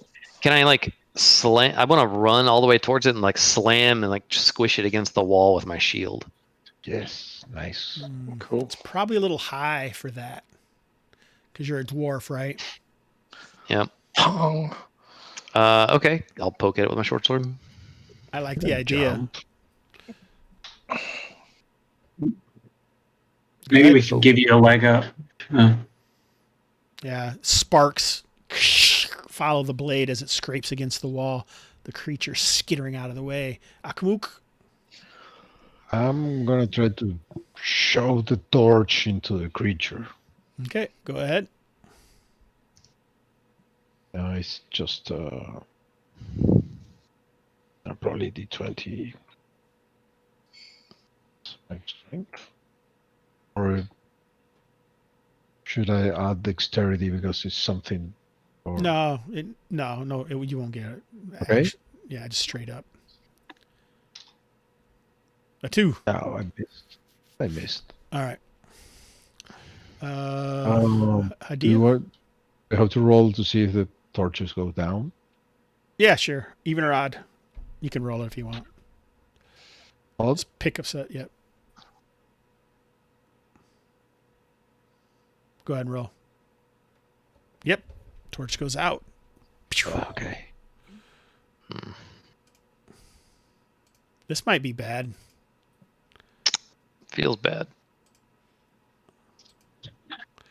I was for running away, remember?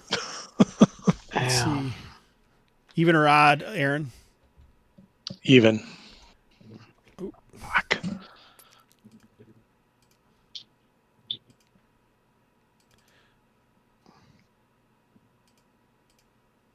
I can't even guess what this is for. Galdal, did I give you a light? Nope.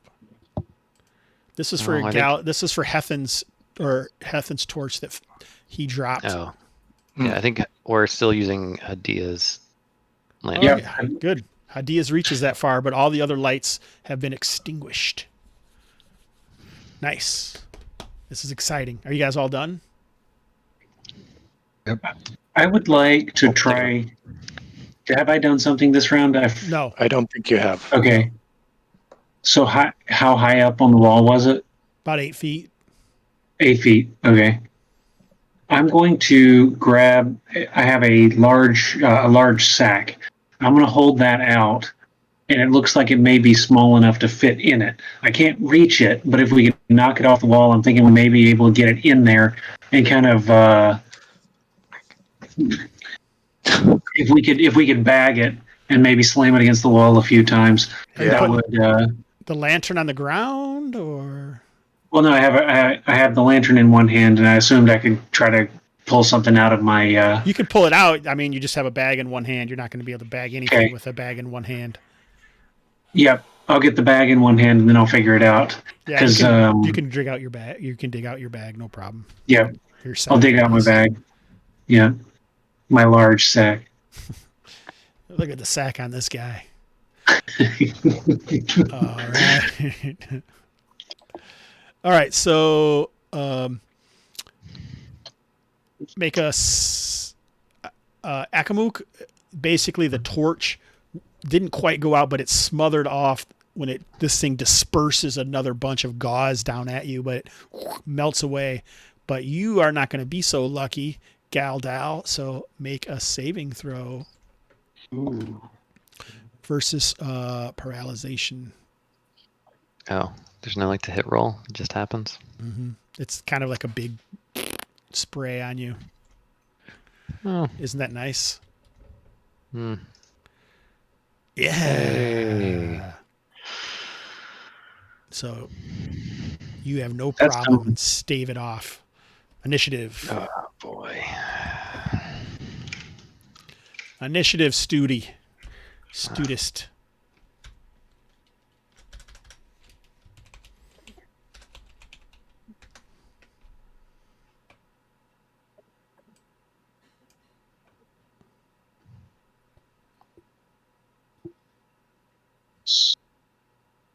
Did you roll, Stu? I did. Do you not see? I got a 2. I don't see it. Oh. None of us do. No problem. Really? No. Mm-hmm. I rolled a 2. I believe you. That's odd.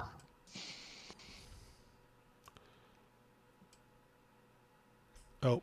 It might just be the server going slow. I just got a server is interrupted thing. Oh, I just saw your 2. I did too. Came through. Nice. Okay. So these creatures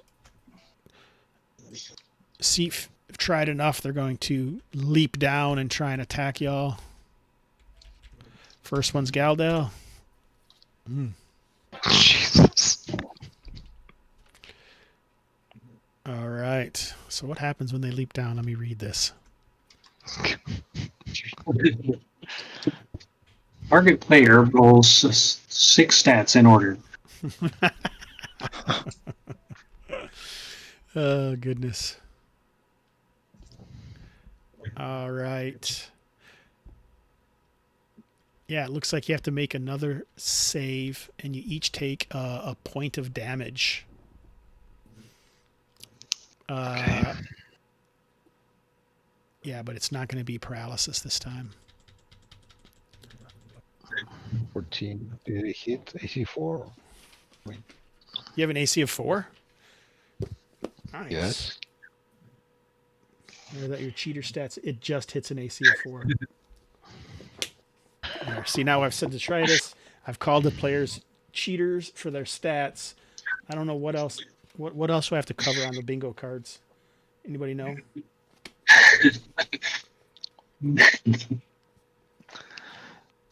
So what save is it? Let's do wands.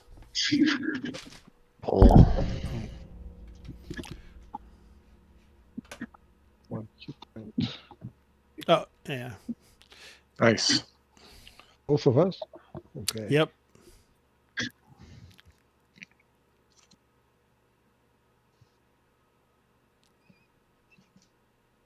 Oh, nice. Yes. All right, what do you guys do? So, what? It's like, is this thing on us since it bit us, or like what?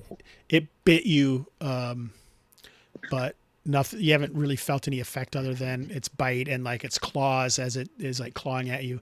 Like if you want to attack, you could just say you kind of throw it down on the ground and try and smash it or stab it or whatever you want to do. Yeah, but like, is it? Should we try and get it into Hideous bag? One of these? Yeah, Hadia would like to. It sounds like the Bishop. lantern.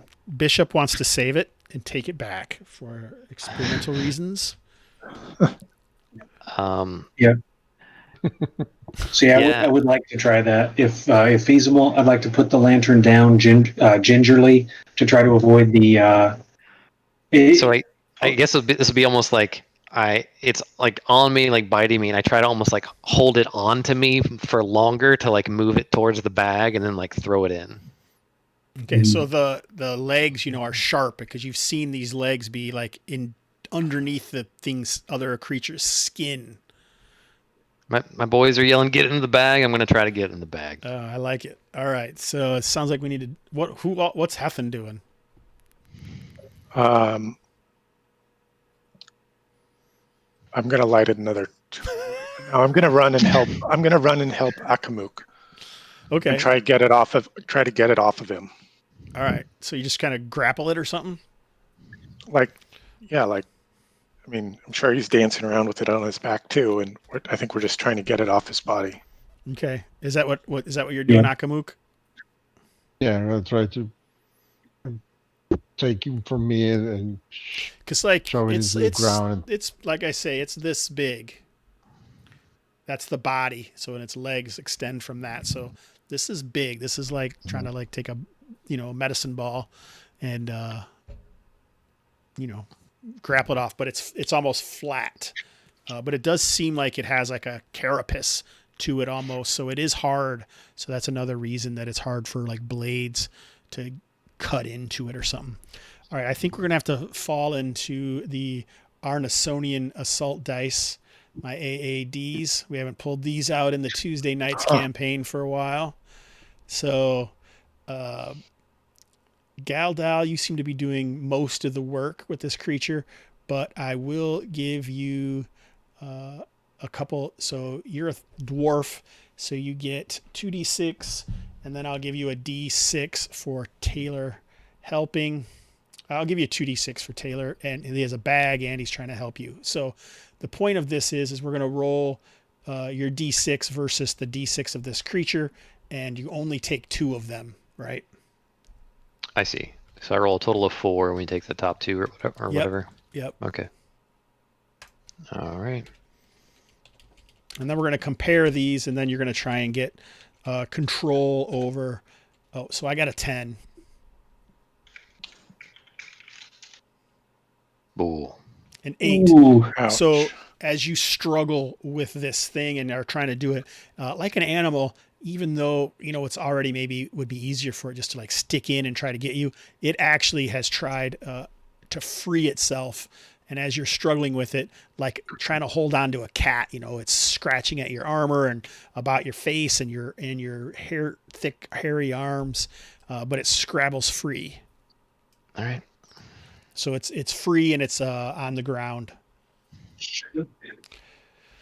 All right. So Akamuk and Hethan, it seems like Akamuk is in charge here. So you are going to have 2d6.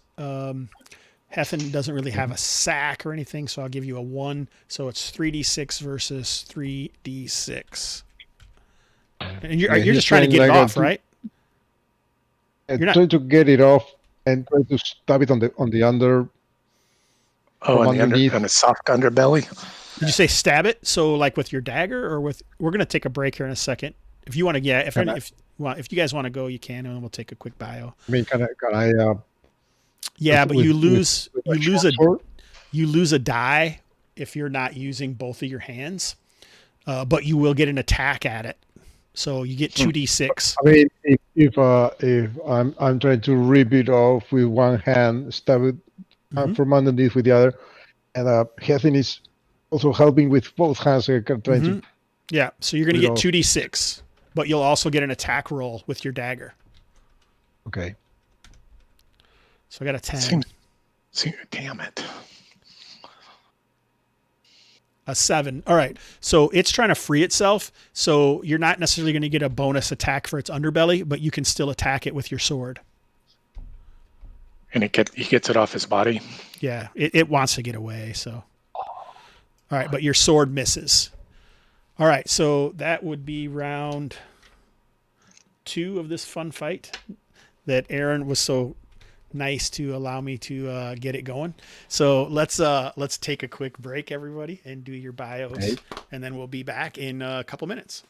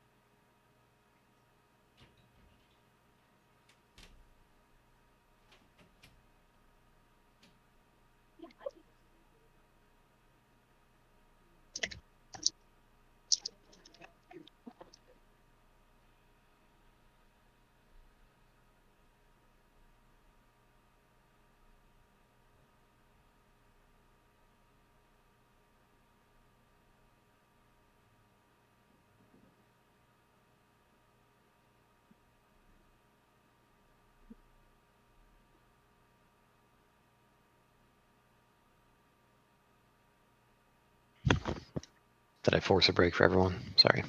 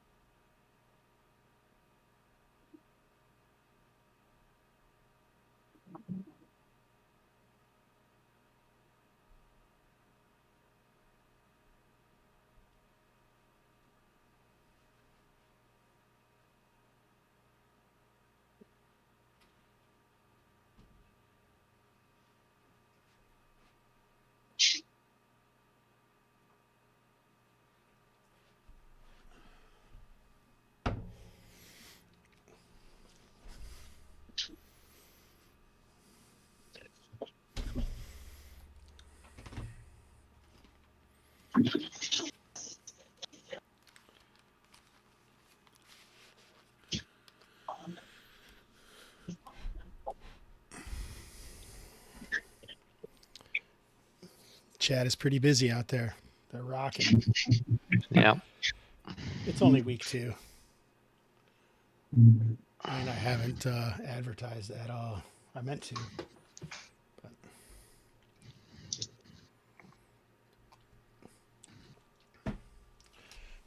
Oh, that sea is visible. I wondered why it was staying like that. Sorry about that. Ruined my whole plan. So this is a nice alien throwback, right? Yeah. Yep, very much. I should have some spooky music in the background. Yeah. Thanks. I hate these things. They're not really face huggers. They're back huggers. Spine Like tingers. neck caressers. Yeah. Spider ticks.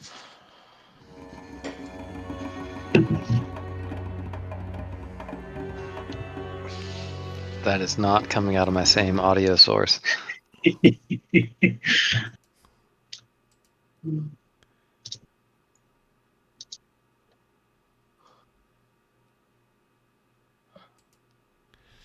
Oh, that's interesting.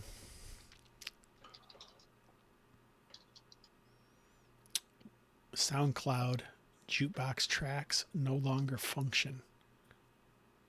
Hmm. I wonder what happened.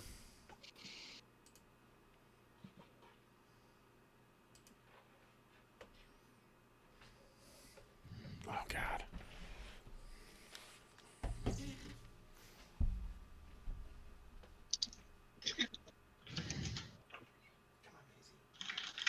Oh man, I remember that hack. I never got into it because at the time it came out, I didn't have.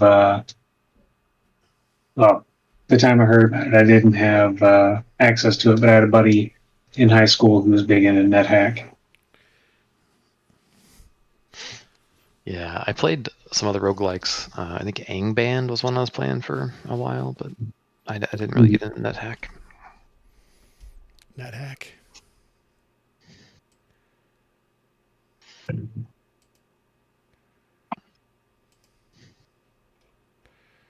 Is everyone back? I remember. Yeah. We're chatting with the chat. NetHack. Wow, that's a throwback, right? Yep, that game is almost as old as I am. No shit, Steve the NPC. Nice. All right. All right, so we are on round 3. Is that right? Feels like around Yeah. 300. Yeah. Let's get them. We're right about to get us some crab, some net crab. That sounds I like the gross. Arnisonian challenge dice. That was super cool to see. Assault dice, sir. Assault dice, Arnisonian assault dice. AAD instead of ADD. Should have used our cheater points on the D6s. Oh shit! I forgot about Yeah, the we cheater forgot points. that Yeah. I forgot about the cheater points Such a- too. There are no cheater Noob. points. These are weird points, you sons of guns. Stu, don't be calling it what it's not. Dal.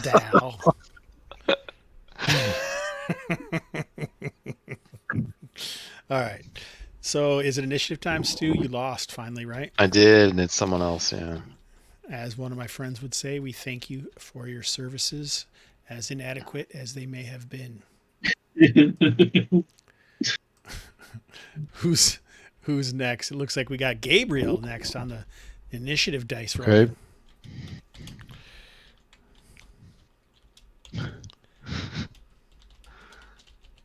Another inadequate service. I mean, it is weird points. I just messed it up. I was going to write it's not cheater points. They've convinced you. Oh God. All right, so all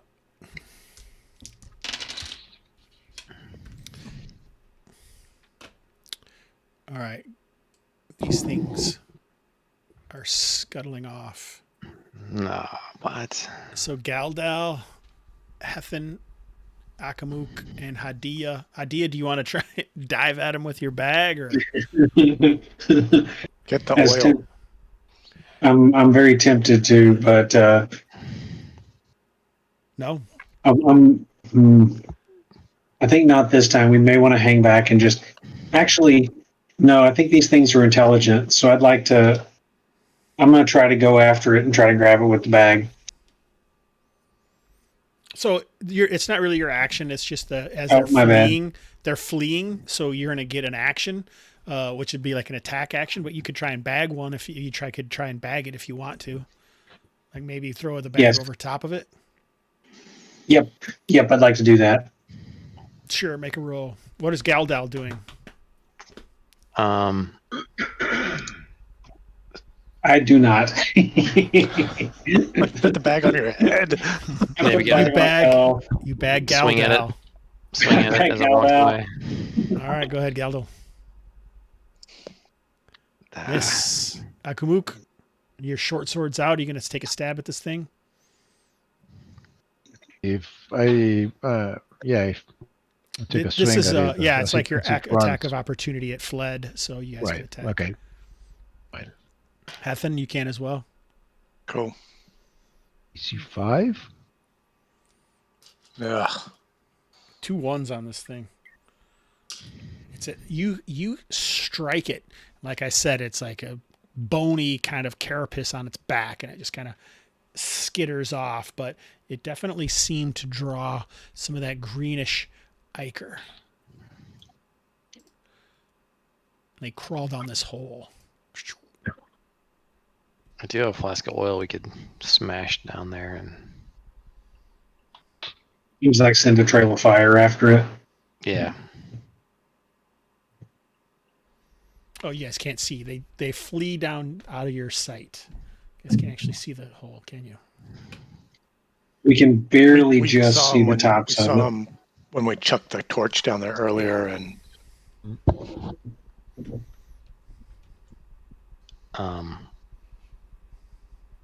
All right, demo day time. So we don't know how deep the hole is. Like, just dumping oil down there might be superficial. You should always approach and find out. See what you see. Yeah. These things came out of the wall, though, right? Mm-hmm. Or they were Let's- just camouflaged on the wall. Maybe take some time and scrape the walls, ceiling, floor All right. with the pole. So as we Galdal pulls on his pole My broom. wherever he had the pole while he was fighting with this thing. Hethan, it's thrown down behind him. I like it, Aaron. Nice. And Akamuk, what are haven't you guys doing? I'm just gonna knock an arrow on my bow and be alert. I figure that's on your back. Not covering up your backpack so you can quickly get stuff up. Or it's 2 spears. You just said you're covering those holes. What about Hethan? What are you doing?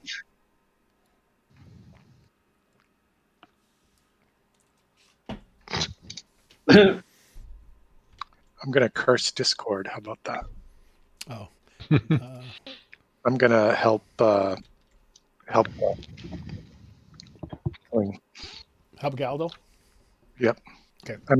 I'm helping Akamuk guard the. Oh, okay. Hadia? I'm lighting the way. I would like to get back up. So it is sort of like commentary to the team. I would like to get back up and see if we couldn't take a look in the nooks and crannies behind the altar and potentially take a look and spend a little more time looking at the altar to see if there's anything special about it. But I respect that we should probably rolling your game heads. I like that. So But That's a great idea. Do you guys want to move up and look down in these holes at all, or?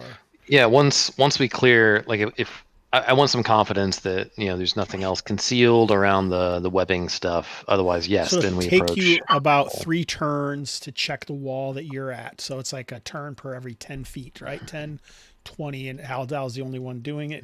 Galdal's the only one doing it. All right, I'll help. Galdal. Oh, you're searching as well? Yeah, I'll help as well. I have some iron. I have some spikes in my pack. I can use that to try to pull away some of the gauze. All right, yeah. So you guys pull the gauze away. It just looks like a natural cave that's been maybe reopened by some kind of, like, you do see some scratches in here, and these scratches look like maybe insect legs or like the claws of a mole or something like that, but they seem pretty large. And that's at the end of the hall. You realize that there are 2 holes, like I said, and they kind of in the floor and the ceiling both, right? Not the ceiling, the floor and the wall both. They kind of go down, but they look more like they're not like a straight tunnel. It looks like it kind of goes down, and then there's some up and down, and there's all around. Like whatever creature made this, as it burrowed through, it moved around heavier rock or something. So it's more like a really natural cave-like meandering hole, right? It's not like a tunnel like you normally see in a D&D game where you just kind of follow it like an ant tunnel or something. It's like a real cavern and a cave. So in your searching, the one on the left, there are some differences between the two. You didn't find any tunnels. What the hell is this F? But you did.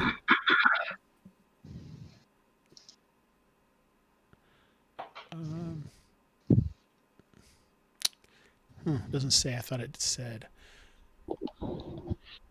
The tunnel on the left looks older, and there's like fresher dirt and stuff on the tunnel on the right, and more of those larger markings are in the tunnel on the right. When I say right, when we're looking at it, it wouldn't be your characters. Yeah, it would be the west looks older, the east looks newer with the larger markings. Did the guys up top give us any guidance on where the treasure was down here? Not exactly. When we certainly asked. Definitely to the south of the building. So probably in this direction. But okay. Do we want to try to check out the other hole? They're both the same. They both seem pretty natural, that have been like burrowed or opened by something, some kind of burrowing creature. But it continues on the ceiling, so it's something that goes. No, not on the ceiling. I said that wrong. Floor and wall. Okay.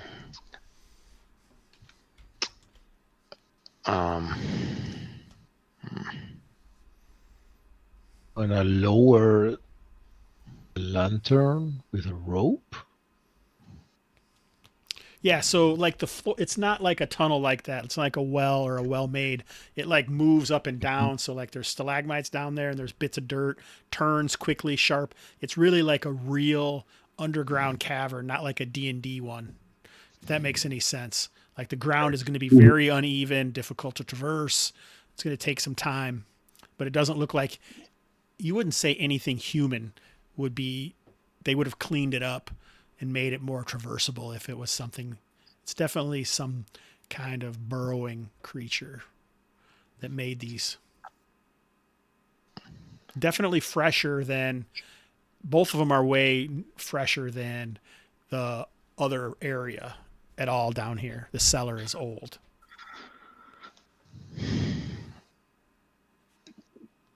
Okay, I mean, let's check it out. Which one? I'm gonna move like over here, get on my belly and crawl, peek over this one. You guys have looked in both holes already. That's what I'm talking about. Is because basically when they did their search on the walls and you guys were watching, they've already been up there close and they've looked down and have given you guys these description that it looks like some kind of burrowing creature has moved down through here, but and it's only like moved through almost natural cavern, but like removed the dirt, and so it's like I say, like if you've ever been in any real caves, the ground is uneven and it's very difficult to traverse. But it does look like there's a path that you could take, but you can't see anything here. You'd have to go down and traverse it, basically. Does it look like a man could stand up in there, or is it more, or is it? Yeah, how high is it? Yeah, this it maybe tunnel? goes down, like 8 feet or 1 to 6 feet, and you could stand up and make your way. You'd be shimmering through a narrow tunnel sometimes and sometimes wider. You could see some of it. You could see maybe 30 feet. You'd have to take a little while to traverse down there to get wherever they're going. Galdel, can you tell if it's going more up or more down? Down and Deeper into south. the earth, down and south. So The one on the right seems to be heading more in an easterly direction. all right. So maybe a real quick check for everybody, like what we're interested in doing. Do we want to, now that the immediate threat went away, don't know where it went, but it's away. Do we want to go check out the stuff back in the other chamber? Do we want to go down one of these holes? I also thought about we could start collecting like our tunics and like clothes, and like we could try to smoke out these things like on the left hole. Try to, if just a fire might not be enough, if there's like a really complex burrowed chamber that goes all the way up to the walls, maybe we could try to generate a bunch of smoke to get them back out if we want to fight these things. Fan it down into there. Yeah, We've got all that detritus and poop and stuff up in the niche. Yeah, in the main hallway. Maybe we could use that to smoke it out. But I think checking the altar is probably a good thing to do. Okay, so maybe one or two of us will stay here. Others will go check that out. I think it might be wise to stick together. Sure.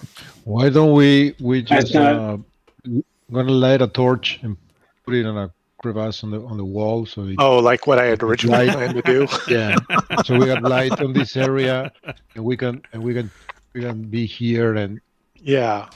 Okay. Let's do that. I'll mark the torch down. My idea that got us into this bad situation. Hey, nobody got hurt much. That we know of. Right. We've got some lingering effect. yeah.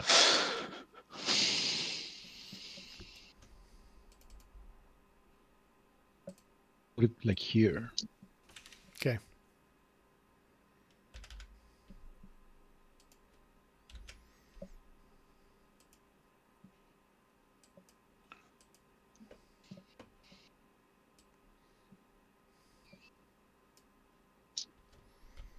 Oh, you're drawing one, and yours actually looks nice.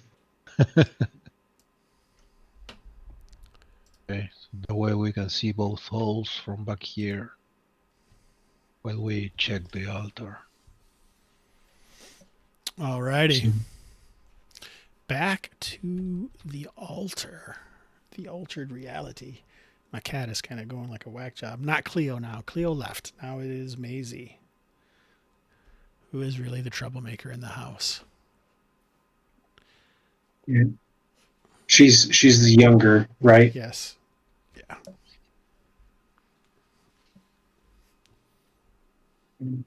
Okay. Get him, Maisie. So I'd like to. Hi, Maisie. All right. All right, we're back. Now I'm back to the altar. Yeah. I'd like to prod around a little bit in these alcoves, just to see what's in there. Well, it looks like whatever purpose they once were might have been shelves or some sort of, but everything is kind of just ruined and gone to dust. But there is like gauze all over the place and some bits and bobs, that Yakim may find important. but nothing specific. You did look over the bodies, and they did have like bits of scrimshawed bone or some different things that you find worth looks like 10 gold pieces worth of stuff on these the corpses of the corpses. Oh, I also wanted to say the altar. Are you going to get back to the altar after searching around in the niches? Yep. All right, so did we lose Gabriel? No. I'm here. Gabriel was on a porn site and accidentally shut off Roll20 when he was trying to do the other thing. Yeah. All right. Anyway, the you can see like on the ground on the niches, it looks like trails of blood. Some sort of ritual was done, but you don't think it was necessarily mystical, like because where were you trained in magic? Oh, you're not. You're a cleric. Never mind. I'm getting my games confused. It doesn't. I am. Well, Hadia is a magic user. Yeah. Oh yeah. Hadia Okay. is a Hadia magic is a user. magic user, and Hethan is. All right. So where were you trained in your Hethan's a magic? cleric. She had slipped out of the city and apprenticed under a witch in the Barrens. Nice. So possibly we don't even know. We'll find out later. Yeah. Both of you guys feel like you see essences of both divine and hermetic magic in this rituals that happened that were going down in here. You could make intelligence and wisdom checks relatively. Okay. Hadia is okay.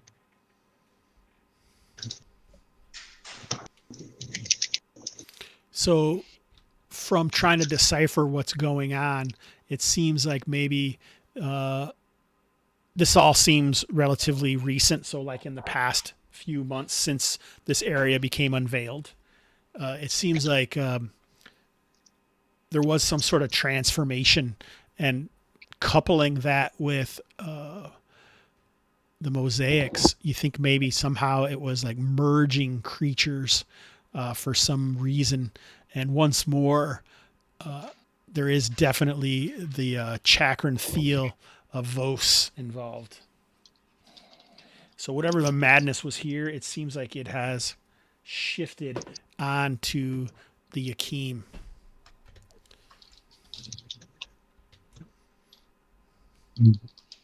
Cool. I prod around on the There's definitely like blood, lots of blood, and bones of so many different types of animals. You're not sure. There's still insect husks lying about. And there's also like a depression in the altar, like at the top of it, on the top side, nor the northern edge. That looks like it once something was there. It looks like a niche of some sort, like a depression. It's let's see if I wrote what it looked like here. And that's on the altar itself? Yes. Oh, that's it. So it kind of looks like in a star shape, but more not like a perfect star, like out of a pentagram or something, more like a starfish look. But it's about an inch deep in the basalt, which is pockmarked and riddled with old blood. Bone fetishes litter the floor with primitive scrimshaw along the bones.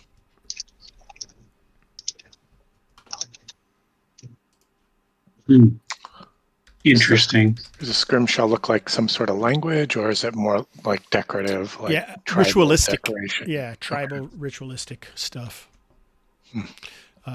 Even there, though, you might even see some more of this madness or the chaos of Vos, the Prince of Madness.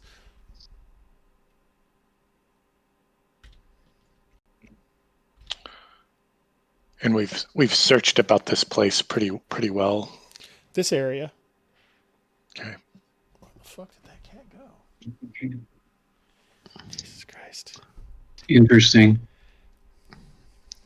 Okay, Galdal, do you want to try for the smoking of the beasts, or Yeah, there's also this northern area. we haven't been up to the north yet. Yeah. Yeah. It wouldn't hurt to look. Well, yeah, it could, but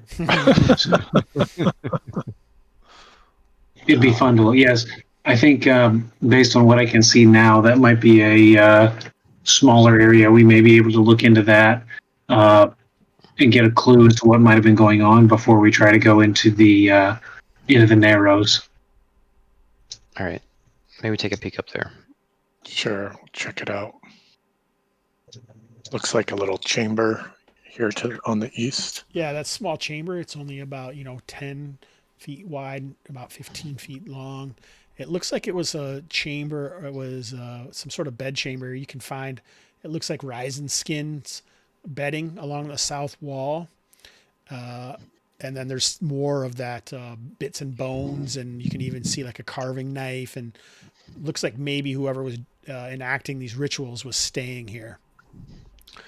I wonder if we could stuff some of the bedding in the wall holes such that like the smoke would like go in and not really have a way to escape, and they might come, like it might force them to come out. So you didn't really find any holes in the wall? You mean those big ones down there? And the bedding is more of just like lizard skins that they were thrown together. It's not like cotton or anything like that, or there's no rugs or nothing woven or anything like that. Okay. Yeah, in the southern part, I pictured it. I thought you were trying to describe. There was like a tunnel complex where it seems like some openings were in the walls as well. Oh no, yeah, no openings in the walls, but it was just like a large, very difficult to traverse tunnel that seems like it was. I see.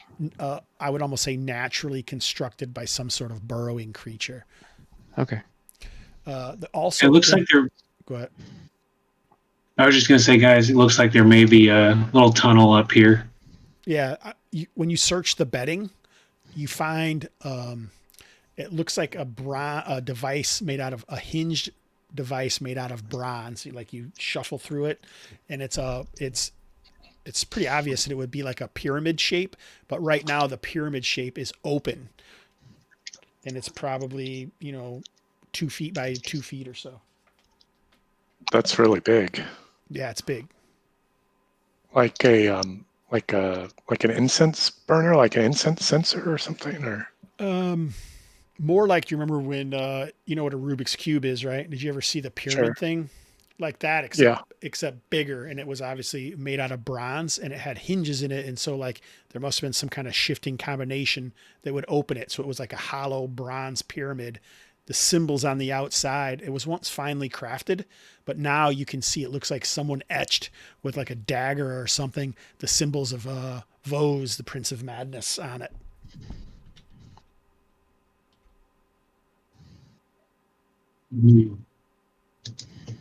Does it look like the Rubik's Pyramid would have contained something?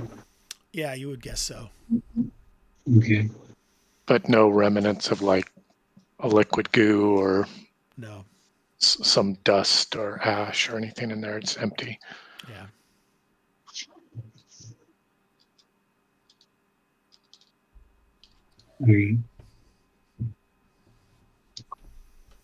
Yeah. I peek around this corner real quick.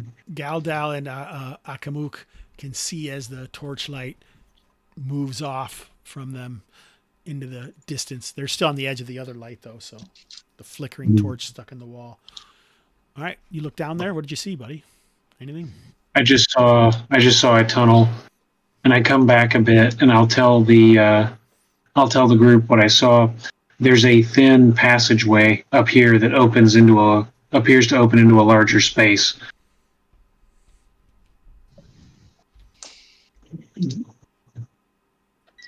Do we want to check out the north passage first, or do we want to check out the crevice holes? I'm not super interested in dealing with those spider things again. They're pretty awful. Yeah, because on one side, I'm nervous about going into the spider hole, just because knowing it's as rough as it is and as tight as it is, they might have the advantage over us. Right. Yeah, that's what I was hoping. If anything, try to get them to come back out. But yeah, We can always how try that. did we, when we found the pyramid, the hinged pyramid thing, was that the result of us searching the chamber, or was it just Yeah. pretty apparent when we came in there? No, yeah, it was hidden in the bedding. So yeah, you Okay. searched this chamber. Not Okay. not well enough like to check for secret doors or anything like that, but you definitely looked around in there. Mhm. Well, I want to search the chamber pretty well. Meanwhile, if Adia wants to come with me, I'll look around the corner real quick.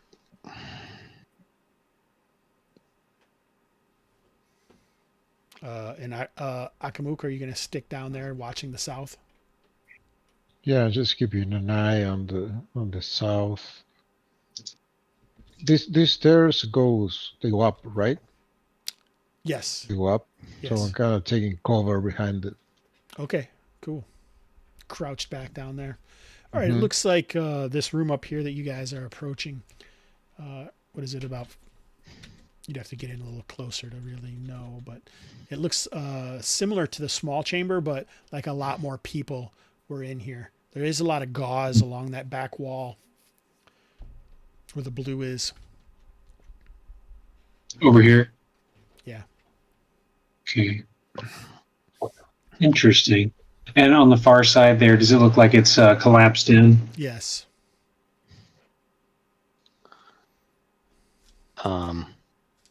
From where we're standing, I'll take a Yakim head, since they're my item I just do stuff with now. I'll grab one and I'll just toss it into the gauze from where I'm at on the far side of the rooms. So Yeah. I'll toss it into the area over here. Yeah, it just kind of tears away like the light filament that it is. Okay. No other movement though. Nope. Not yet. All right. I'll go in here with my 7 foot 2 inch pole. All right. Pull it And around. yeah. All right, so you move through the belongings. It seems obviously like it's where the rest of the Yakim stayed when they were down here. You don't really find anything unusual, but just like before, you find enough stuff that has a little bit of value. 9 Dark worth. Okay. Man, that bandit wasn't lying. We're up to 19. And Mother this load. is like a ruined passageway or something over here. Yeah. Okay. All right. Well, unless Hethan comes up with something in there, it seems like the only way might be down. Yeah, Heffa doesn't find anything else. Yep. South makes sense, especially if we'd heard that from the fellow topside. But I'm glad we looked up here, not necessarily for the Scrimshaw trophies, but to make sure that we didn't have anything coming in behind us. So I will go.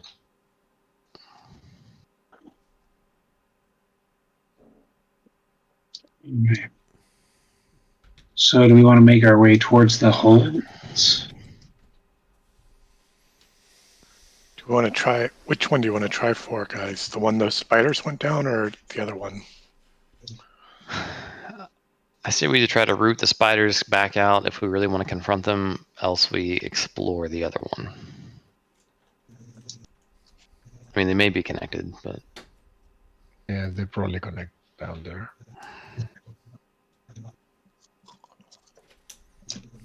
This cat is crazy. Sorry. I'm distracted by the cat.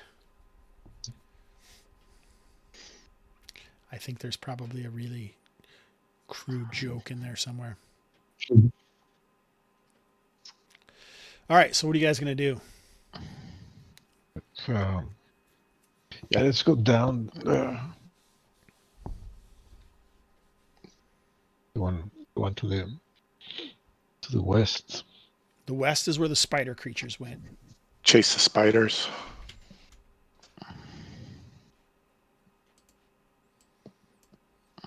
But the heavier talon and clawing are on this one. This one is fresher, and this one's older. yeah. I mean, the spider things were not pleasant to deal with. What was Aaron laughing about? I didn't see anything that happened. Just Stu's like despair. Deciding to come into the camera once in a while. No, it's just like deep sighs, like I need to turn down the sensitivity on my mic. It's fine. Good. It's in I like character. the idea of trying to smoke those things out. I thought that was a pretty good idea. I don't have any oil to do it with though, so I have one flask left, and it seems like we could grab some of the dried feces or whatever it is from the other room and That sounds sweet. Potentially, make it I smell wonder real if good. it would definitely attract whatever else is down here though too, right? Maybe.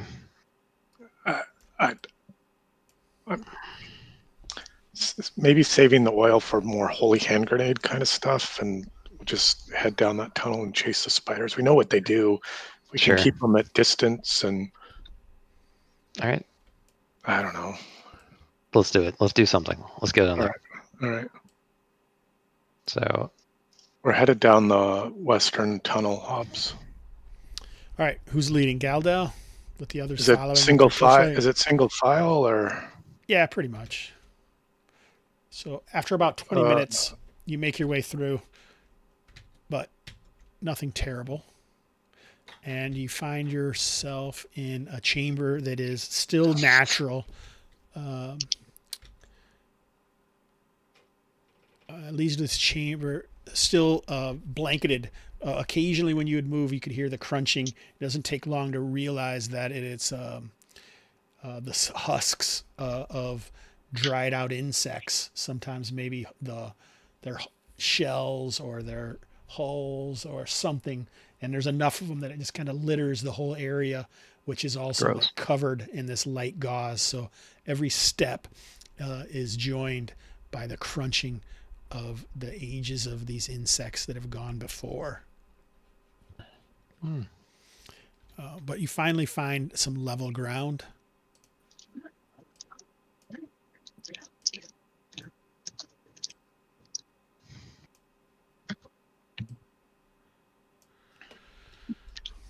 okay.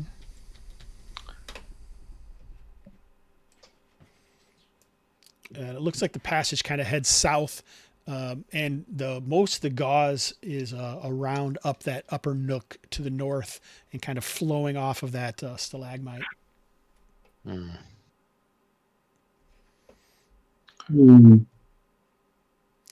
Galdal moves towards the edge of the light. This is way better. Like, this is almost like a natural cavern that you made your way to that was not here. That probably was here, but the tunnel that was made by the creature opened it up into this area. Is anyone for messing with the gauze or just keep walking? I think we should probably poke it a little bit to make sure there's no critters in it. Yeah, burn it as we go.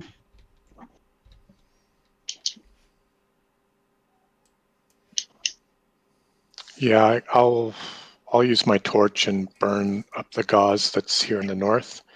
Maybe somebody that has a flask of oil, get ready to throw it if any of those spiders show up. All right. Yeah, I'll take one out. I got my. I have two things of oil left, but I also am using some of it for the lantern. So I Right. don't want to go too ham. So I still have some left too. So as Hethan goes to burn it away, out of the carapaces of these insects. More of these things. These aren't the Why do I same thing. do this? Oh, these aren't the same thing. These look like some kind of mutated giant millipedes. Awesome. They just kind of spray out, as these husks and the gauze just kind of floats off as the filaments as they burst free of the whatever's there, and they seem agitated.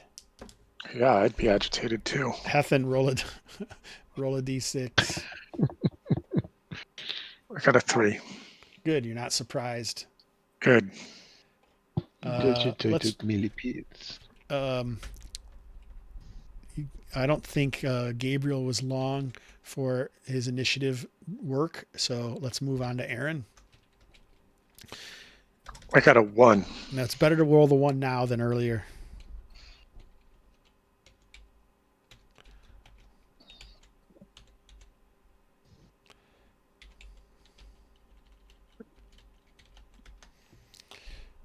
All right. .com. All right, let's see who gets attacked.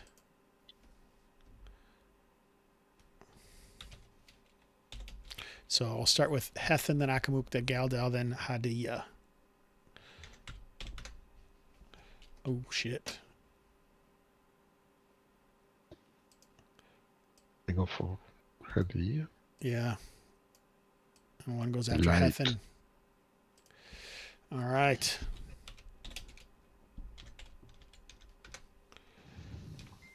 All right, so that 12 Hadia probably hits you, I'm assuming. What are these things? Your AC 9? I am AC 9 on the nose. Okay. You don't have that's just, you don't have a bonus or anything, right? That's what you're saying? Correct. All right, I do not have a bonus. So these things, kind of, move like millipedes do. Their legs all kind of, they're just really creepy looking, and they can move on the ceiling and make furrows in the gauze. But they also have gauze on them and flowing off of them, and they don't seem to have the fresh look of bright light. Their colors are muted and dimmed, and you can see cracks along their carapace. So it's almost like something unholy has given life to these husks. But these are these giant millipedes, but they don't really look alive, so to speak. Mm-hmm. So So they might. Go ahead. I'm just thinking they might be turnable. They're dead for sure, but I don't know if they're undead. Don't know. All right, so they do have hosts. These mandibles on the front do seem strong enough to do some heavy burrowing, which in rock, so on flesh, it could certainly do much, much worse. Oh my God, 6 points. And she goes down. Can I try to jump in and put my shield in the way of this blow? Yep, let's do this. So yeah, I think you said normally like a dex check or something.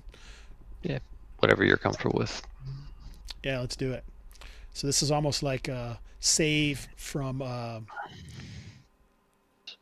It's almost like the rescue exploit from Low Fantasy Gaming. Yeah, so I'm gonna jump in with my shield, and but it's going to use your turn this round, right? So yeah, your shield is smashed to bitsareens. And it's not mentioned in your house rule document. Well, you'd have I would to lose my turn. GM Hobbs. You'd have to lose your turn in this game. Yeah, cool. I appreciate your noble sacrifice. So that shield is destroyed, but Hadia just Still barely alive. saved. Ooh, ooh, ooh, ooh. Your guys' turn. Except Galdel. Okay. Can I try turning them? Yeah. All right. That would be on the magic phase, so that would go before melee. If anyone wants to move, they can move. Adia would like to perform a withdrawal type action to hear. Yep. Deeper into the Trying tunnel. to get out Love of it. the way. Perfect. More millipedes. All right. Go ahead and do your turn. So Galdal already went, right? Yeah. Akamuk. So it's missile before or after magic? Missile is before. Movement, Okay. missile, magic. But you can go ahead. Okay, so I'm gonna take a kind of step back and shot my arrow at this one. So were you in melee because you were touching the guy? I don't know. I think that's the way I normally rule It just that. okay. You could still do it. The one would just get an attack at you.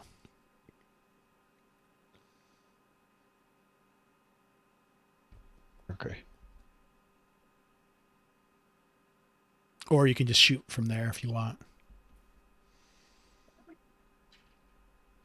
I gotta shoot point blank. All right. Ooh, that's a hit. It is not dead, though. An arrow thumps into it, cracking through its cracked carapace. Very crack. All right. Hethan. So, the magical light of Kalia bathes off of your holy symbol, but it doesn't seem to affect these creatures, much like the creature upstairs. Whatever was controlling them also somehow seems to be controlling these. Jesus Christ. Sorry, I got a lot of noises going on. All right, so that is it, right? Next round, initiative. Yeah. Looks like we're For what moving it's worth. on to Taylor. Go ahead. Sorry. I was just going to say that for what it's worth, any of the noises you have going on, I cannot hear. So, and I roll a 2. Oh, do you see me looking around? Is that what you're asking? That's why you say that? Oh yeah, you mentioned you had some noise. I haven't picked up any of it. So nice microphone. It's my cat in here doing Oh. scrumpling with something and getting into all sorts of bullshit. So, all right. So, Yeah. all right. So, I think that move will protect you.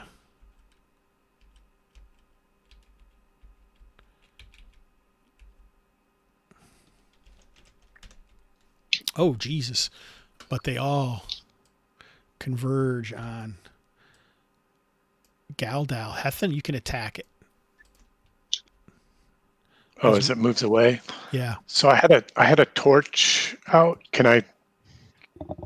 Do you have to like drop it to hit it with my mace, or how does that work? You can hit it with the torch if you want. All right, I'll hit it with the torch. A torch probably isn't going to do a lot of surviving from hitting something like this, but you can hit it with it once if you want to.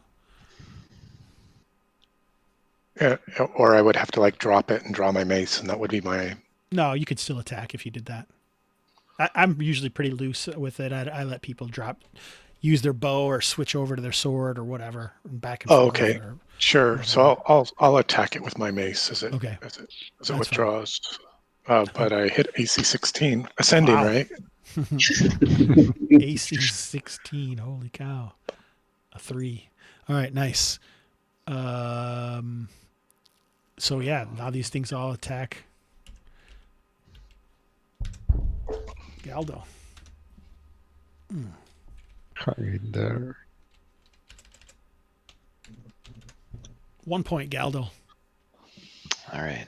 Your guys' turn. Get him. Yeah, I'm gonna draw my You get an short attack sword still, and Hethan. stab. Yeah, go ahead. Oh, miss. Even worse than the last roll. The wounded one, Akamuk, Galdel. Go ahead. Yes. Oh my goodness. Oh, one of those might actually hit. Galdel's using his hand axe again. Melee this time, but yeah. Ooh, AC 7. So close. Is it time to cheater point, guys? Yeah, let's use a cheater point. Yeah, go for it. A weird. And one more time. Sorry, is that a re-roll or is it like re-roll. burning? Okay. Boo. I'm gonna use one. It's 10:02. Time to use up the weird. Oh, Really? Did you want to use yours? Right. Did you want to try to use yours too, Hethan? Why not? Save the last one for the inevitable death save at this point. All right, we're making a progression towards AC 0. Oh gosh. I didn't know AC 7 was going to be so hard for you guys. Does Hadia want to get in there? Let's see. I'm trying to think of what else she can do.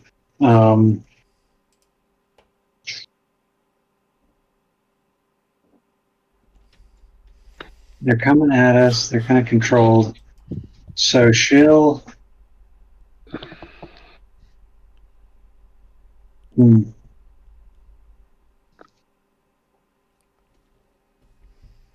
Oh, there you are. Hi. So they're dead under the control of something.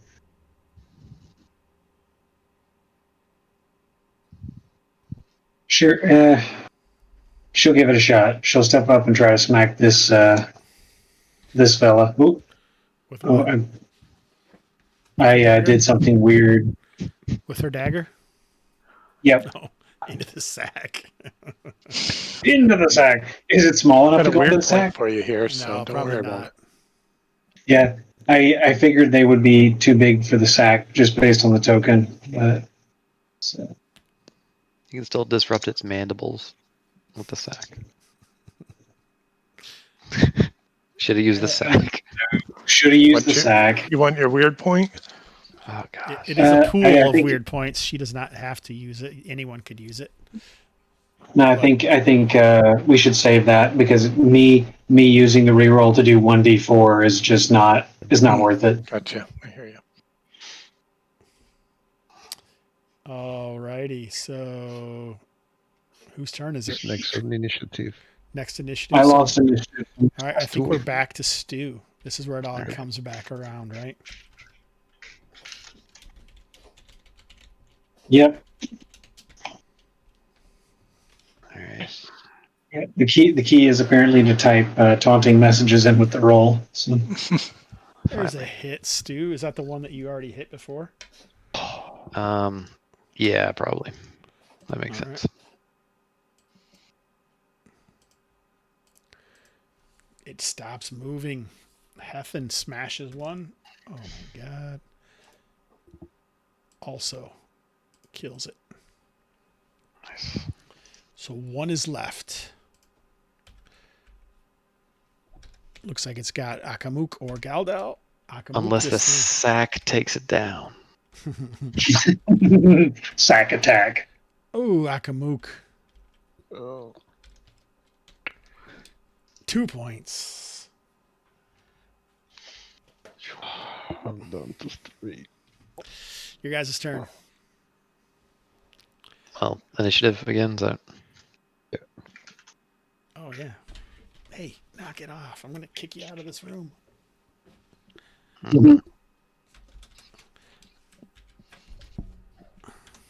Oh. Yes. wow? Yeah. All right. Boom. Oh. Hey, knock it now. She's gonna be There you go. All right. That's she it. kills it. Oh, I was just about to stab with my dagger. Hey, knock it off. She's trying to steal my dice now. Hey, give me that back. All right, so they're all dead. What are you guys gonna do? Finish poking in the corner, I guess, just to see if there's anything else in there. 3 more rock centipedes. Search that northern wall. Yeah, you guys search around. You don't really see anything. It doesn't look like even a hand of man has been down here in a very long time, if ever.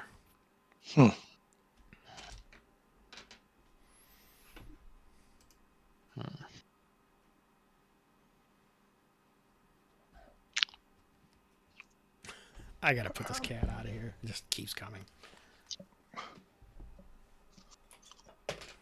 We're gonna have to get it going, I guess. Yeah. See what's. That's what I'm thinking. We could also withdraw and recover. I mean, I'm at half hit points. I Yeah, think. I'm at. Yeah, I'm at 3. I'm at half. Also. Galdal. Yeah, 6 of 9. I'm okay leading the way. Like if we want to go just like a little bit further, be like, hey, look, the treasure chest is around the corner. And if we don't run into trouble, we flee. Maybe I'm. Okay. I'm okay with fleeing if we ran into trouble. Okay. Because if you guys take any more damage, it seems like I'd be tanking. So Do you want to spend the healing on yourself? I could cast a Cure Light Wound on you, Akamuk.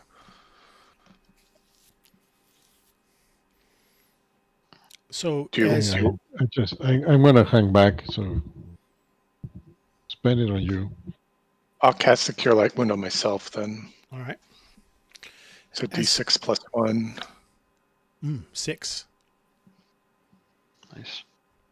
As you guys move down here, there are more, and it's kind of cooler. You don't have that wavering shimmer to sight as you move around like you do out in the desert. But now that you think of it, as you turn this corner, the floor kind of picks up that feeling.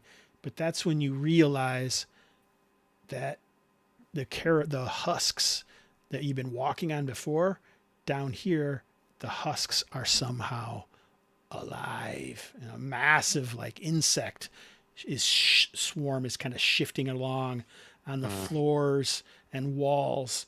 And as the light crushes over them, they kind of stream towards you. But you can see another hole leading down beyond. I tend to crash the flask on the big, massive Yeah, insects. flask of oil. Okay. You want me? I don't want to get too wild with it, but like right in front, like where the insect swarm is coming. Maybe like here-ish. Yeah, you're going to smash it down there. So it can usually like cover a 5-foot area. Yeah. So should we see how fast you act? No, that's fine. You can go first. So this actually kind of covers this whole area down here because they cover like a 10 by 30 foot area. So that's kind of all, so it's on the floor, on the walls, and everything is just kind of swarming towards you guys, skittering along, trailing, these gossamer filaments. So why don't you roll a D8? Well, you're throwing it down and then someone's dropping the torch, I'm assuming. Yeah, I'll chuck the torch in. I got an 8. Ooh, an 8. All right, so yeah, it comes down here and you can just, the smell erupts, black smoke kind of fills the area. But there are still some around.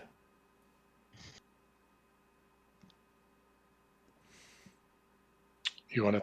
Idea? So you have a couple of they flasks. kind of swarm over you because you've lost your torch now. It is burning there. No, that'll probably keep them away. If you dropped it right where you dropped it, they're at bay, but they're over there. It seems like one more shot like that would probably finish them off. Toss like another flask adjacent behind the current fire, maybe, or. Okay, sounds like a plan. You want me to hand that to you? You seem like more qualified. Sure. You're a more qualified flask chucker. I wanted to alliterate that, but didn't.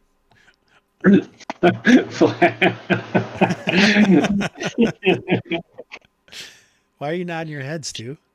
No, I'm just. It's good. All right. Don't give you too much validation. He's like, I just want to win so bad. I want to win D&D. I'm not having fun while this is over until afterwards. And I watch the video back and then I'm like, oh yeah, that was pretty cool. All right. So yeah, these smoke is kind of filled and the fire starts to die down and whatever mobility that the insects had is now gone. So once more, you find a hole. Good use of a couple flasks of oil, I think. Yeah. Yeah. Do you want to take a peek down this one to see where it may go?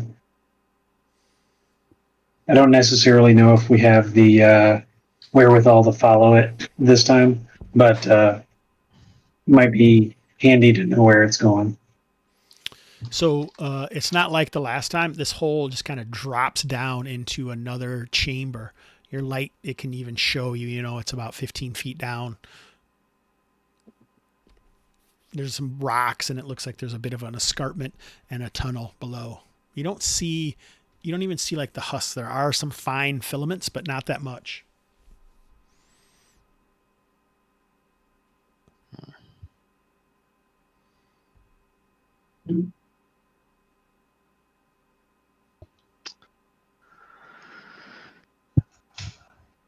I mean, lower rope, light source, take a peek. Sounds like a plan.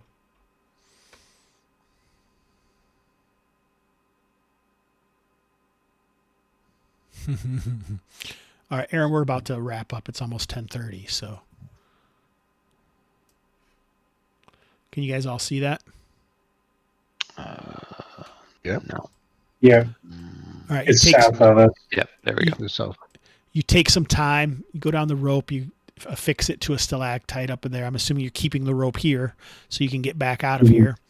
And now you find yourself in another chamber-like area. And I forgot to mention this, so you could hear the insects moving around was making sound, but that occasional unhuman cry could still be heard. And now you can hear kind of like a piggish, like almost animal grunting. Yeah, I'm sure this will be good. All right.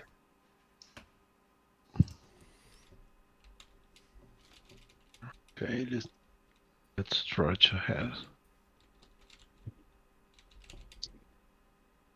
I'm behind the dwarf with an arrow on my bow.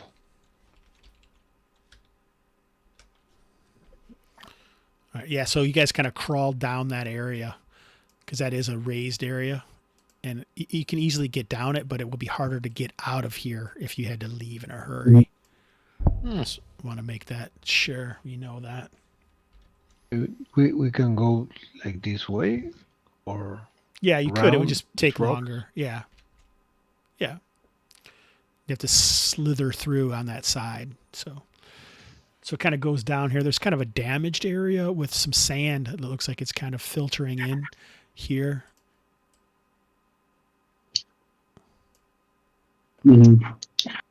Is there a light source? Like, should we be able to see that light source at the end of the corridor? That was me stepping forward. Sorry. No, there is one. There is one over there. Not really. Okay. It's okay that you can, but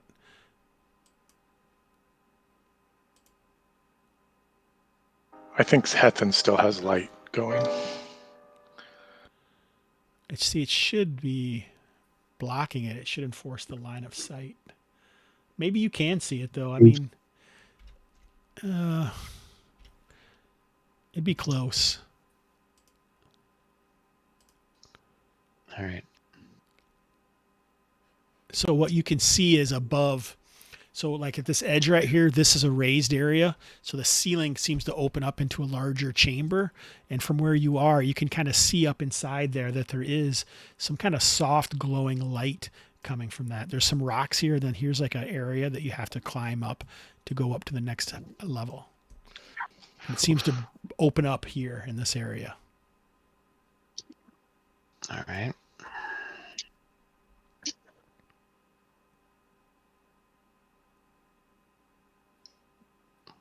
Keep going.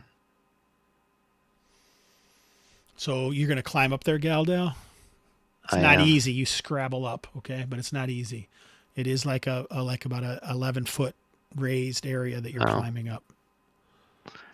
I mean, do we have enough gear? Do we want to prep for an easy exit out of here? I mean, like I also have rope. Going can down spike would be rope, faster. Okay. I was gonna say we could Jump. spike rope and just have So them. this is strange. This looks man-made.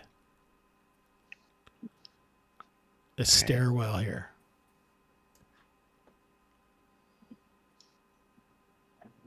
What about those What the heck is skins that? and the carapace that were behind on the floor? Yeah, There's also that there's- on here. No, there's not hardly any insects or anything on the Whoa. floor. What All the? right, Wait, pause, what guys. There's a thing up there. All right, so as you guys move in here and light comes off, it does seem that snorting, snuffling sound seems to be coming from that. It looks like a large 8 to 9 foot thick THICC two-legged humanoidish creature is up there, trailing filaments all about it. Oh, We come in peace. And light also seems to be coming from this area up here, but it's a kind of a soft golden light, Galdal. And I think that's where we'll pause for the cliffhanger. Is that the stairway going up there? Yeah. Yeah, so that's what's going on, and you guys can talk about it. And I think everyone in chat, let's drop it in. Night Steve, the NPC, it was good to see you. Mark. That's about it. Nobody else talked, but we had some people who stopped in and out. So thanks for stopping in and out. I hope you guys enjoyed it. Does anyone raise your hand if you want to do any highs or lows? Stu, I see you raising your ear there. Your eyebrow flickered. it's just my face. No, it was good. I'm glad we could do this back to back and keep it rolling. And good to see you guys. Did it feel like a normal game, or do you feel like it had more horror aspects to it? I mean, I'm worried. Does that answer the question? Some weird creatures that It's definitely got some horror malice going on. Yeah. Yeah, Deep- for me deep at least, I'm getting dark holes. I'm getting the sense that there's this overarching malice kind of permeating the atmosphere. So yeah, good horror vibe, not as much your traditional vibe. So I'm also having a lot of fun figuring out ways to be helpful. and I mean that too. So I'm not. Usually you have like the obvious strike at thing or strength to play to, but I'm having to be really inventive with this character, and that's a challenge, and it's fun for me, especially since I'm tending to play buzzed. So nice, good, fun. Keep your mind active. So yeah, I was excited. I didn't know if I was going to be able to last this long. We did though, so that's awesome. I'm really looking forward to it next week. A little after 7, if you guys can all get in here as fast as you did this week, that was great. And perhaps maybe Elliot's unknown character will show up. We'll see if he gets his computer. I'm out next week. Oh, that's right. You've already told us that. But you guys should play on if you can, right? You should play on. Well, if Elliot plays, we will. But if he doesn't, then I don't know if we will. Might feel clutch otherwise, yeah. Yeah.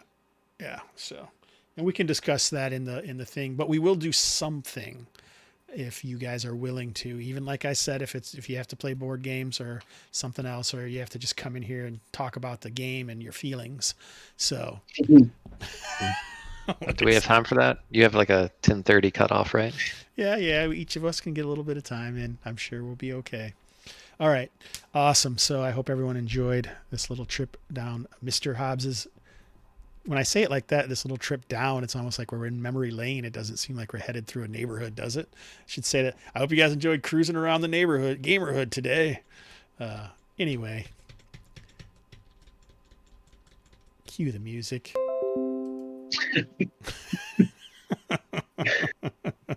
It's a beautiful day in the Gamerhood, a beautiful day for my gamers. Would you be one? Could you be one? It's out about plunder, but don't despair. This colony's breeding great robbers. Would you be one? Could you be one? If the 80% mortality rate works for you, for a few bucks a month you can sign up and have the Hobbs kill you. So let's make the most of another Sunday. Brew up some coffee and play it my way. Would you be mine? Could you be mine? Won't you be my gamers? Won't you please, won't you be my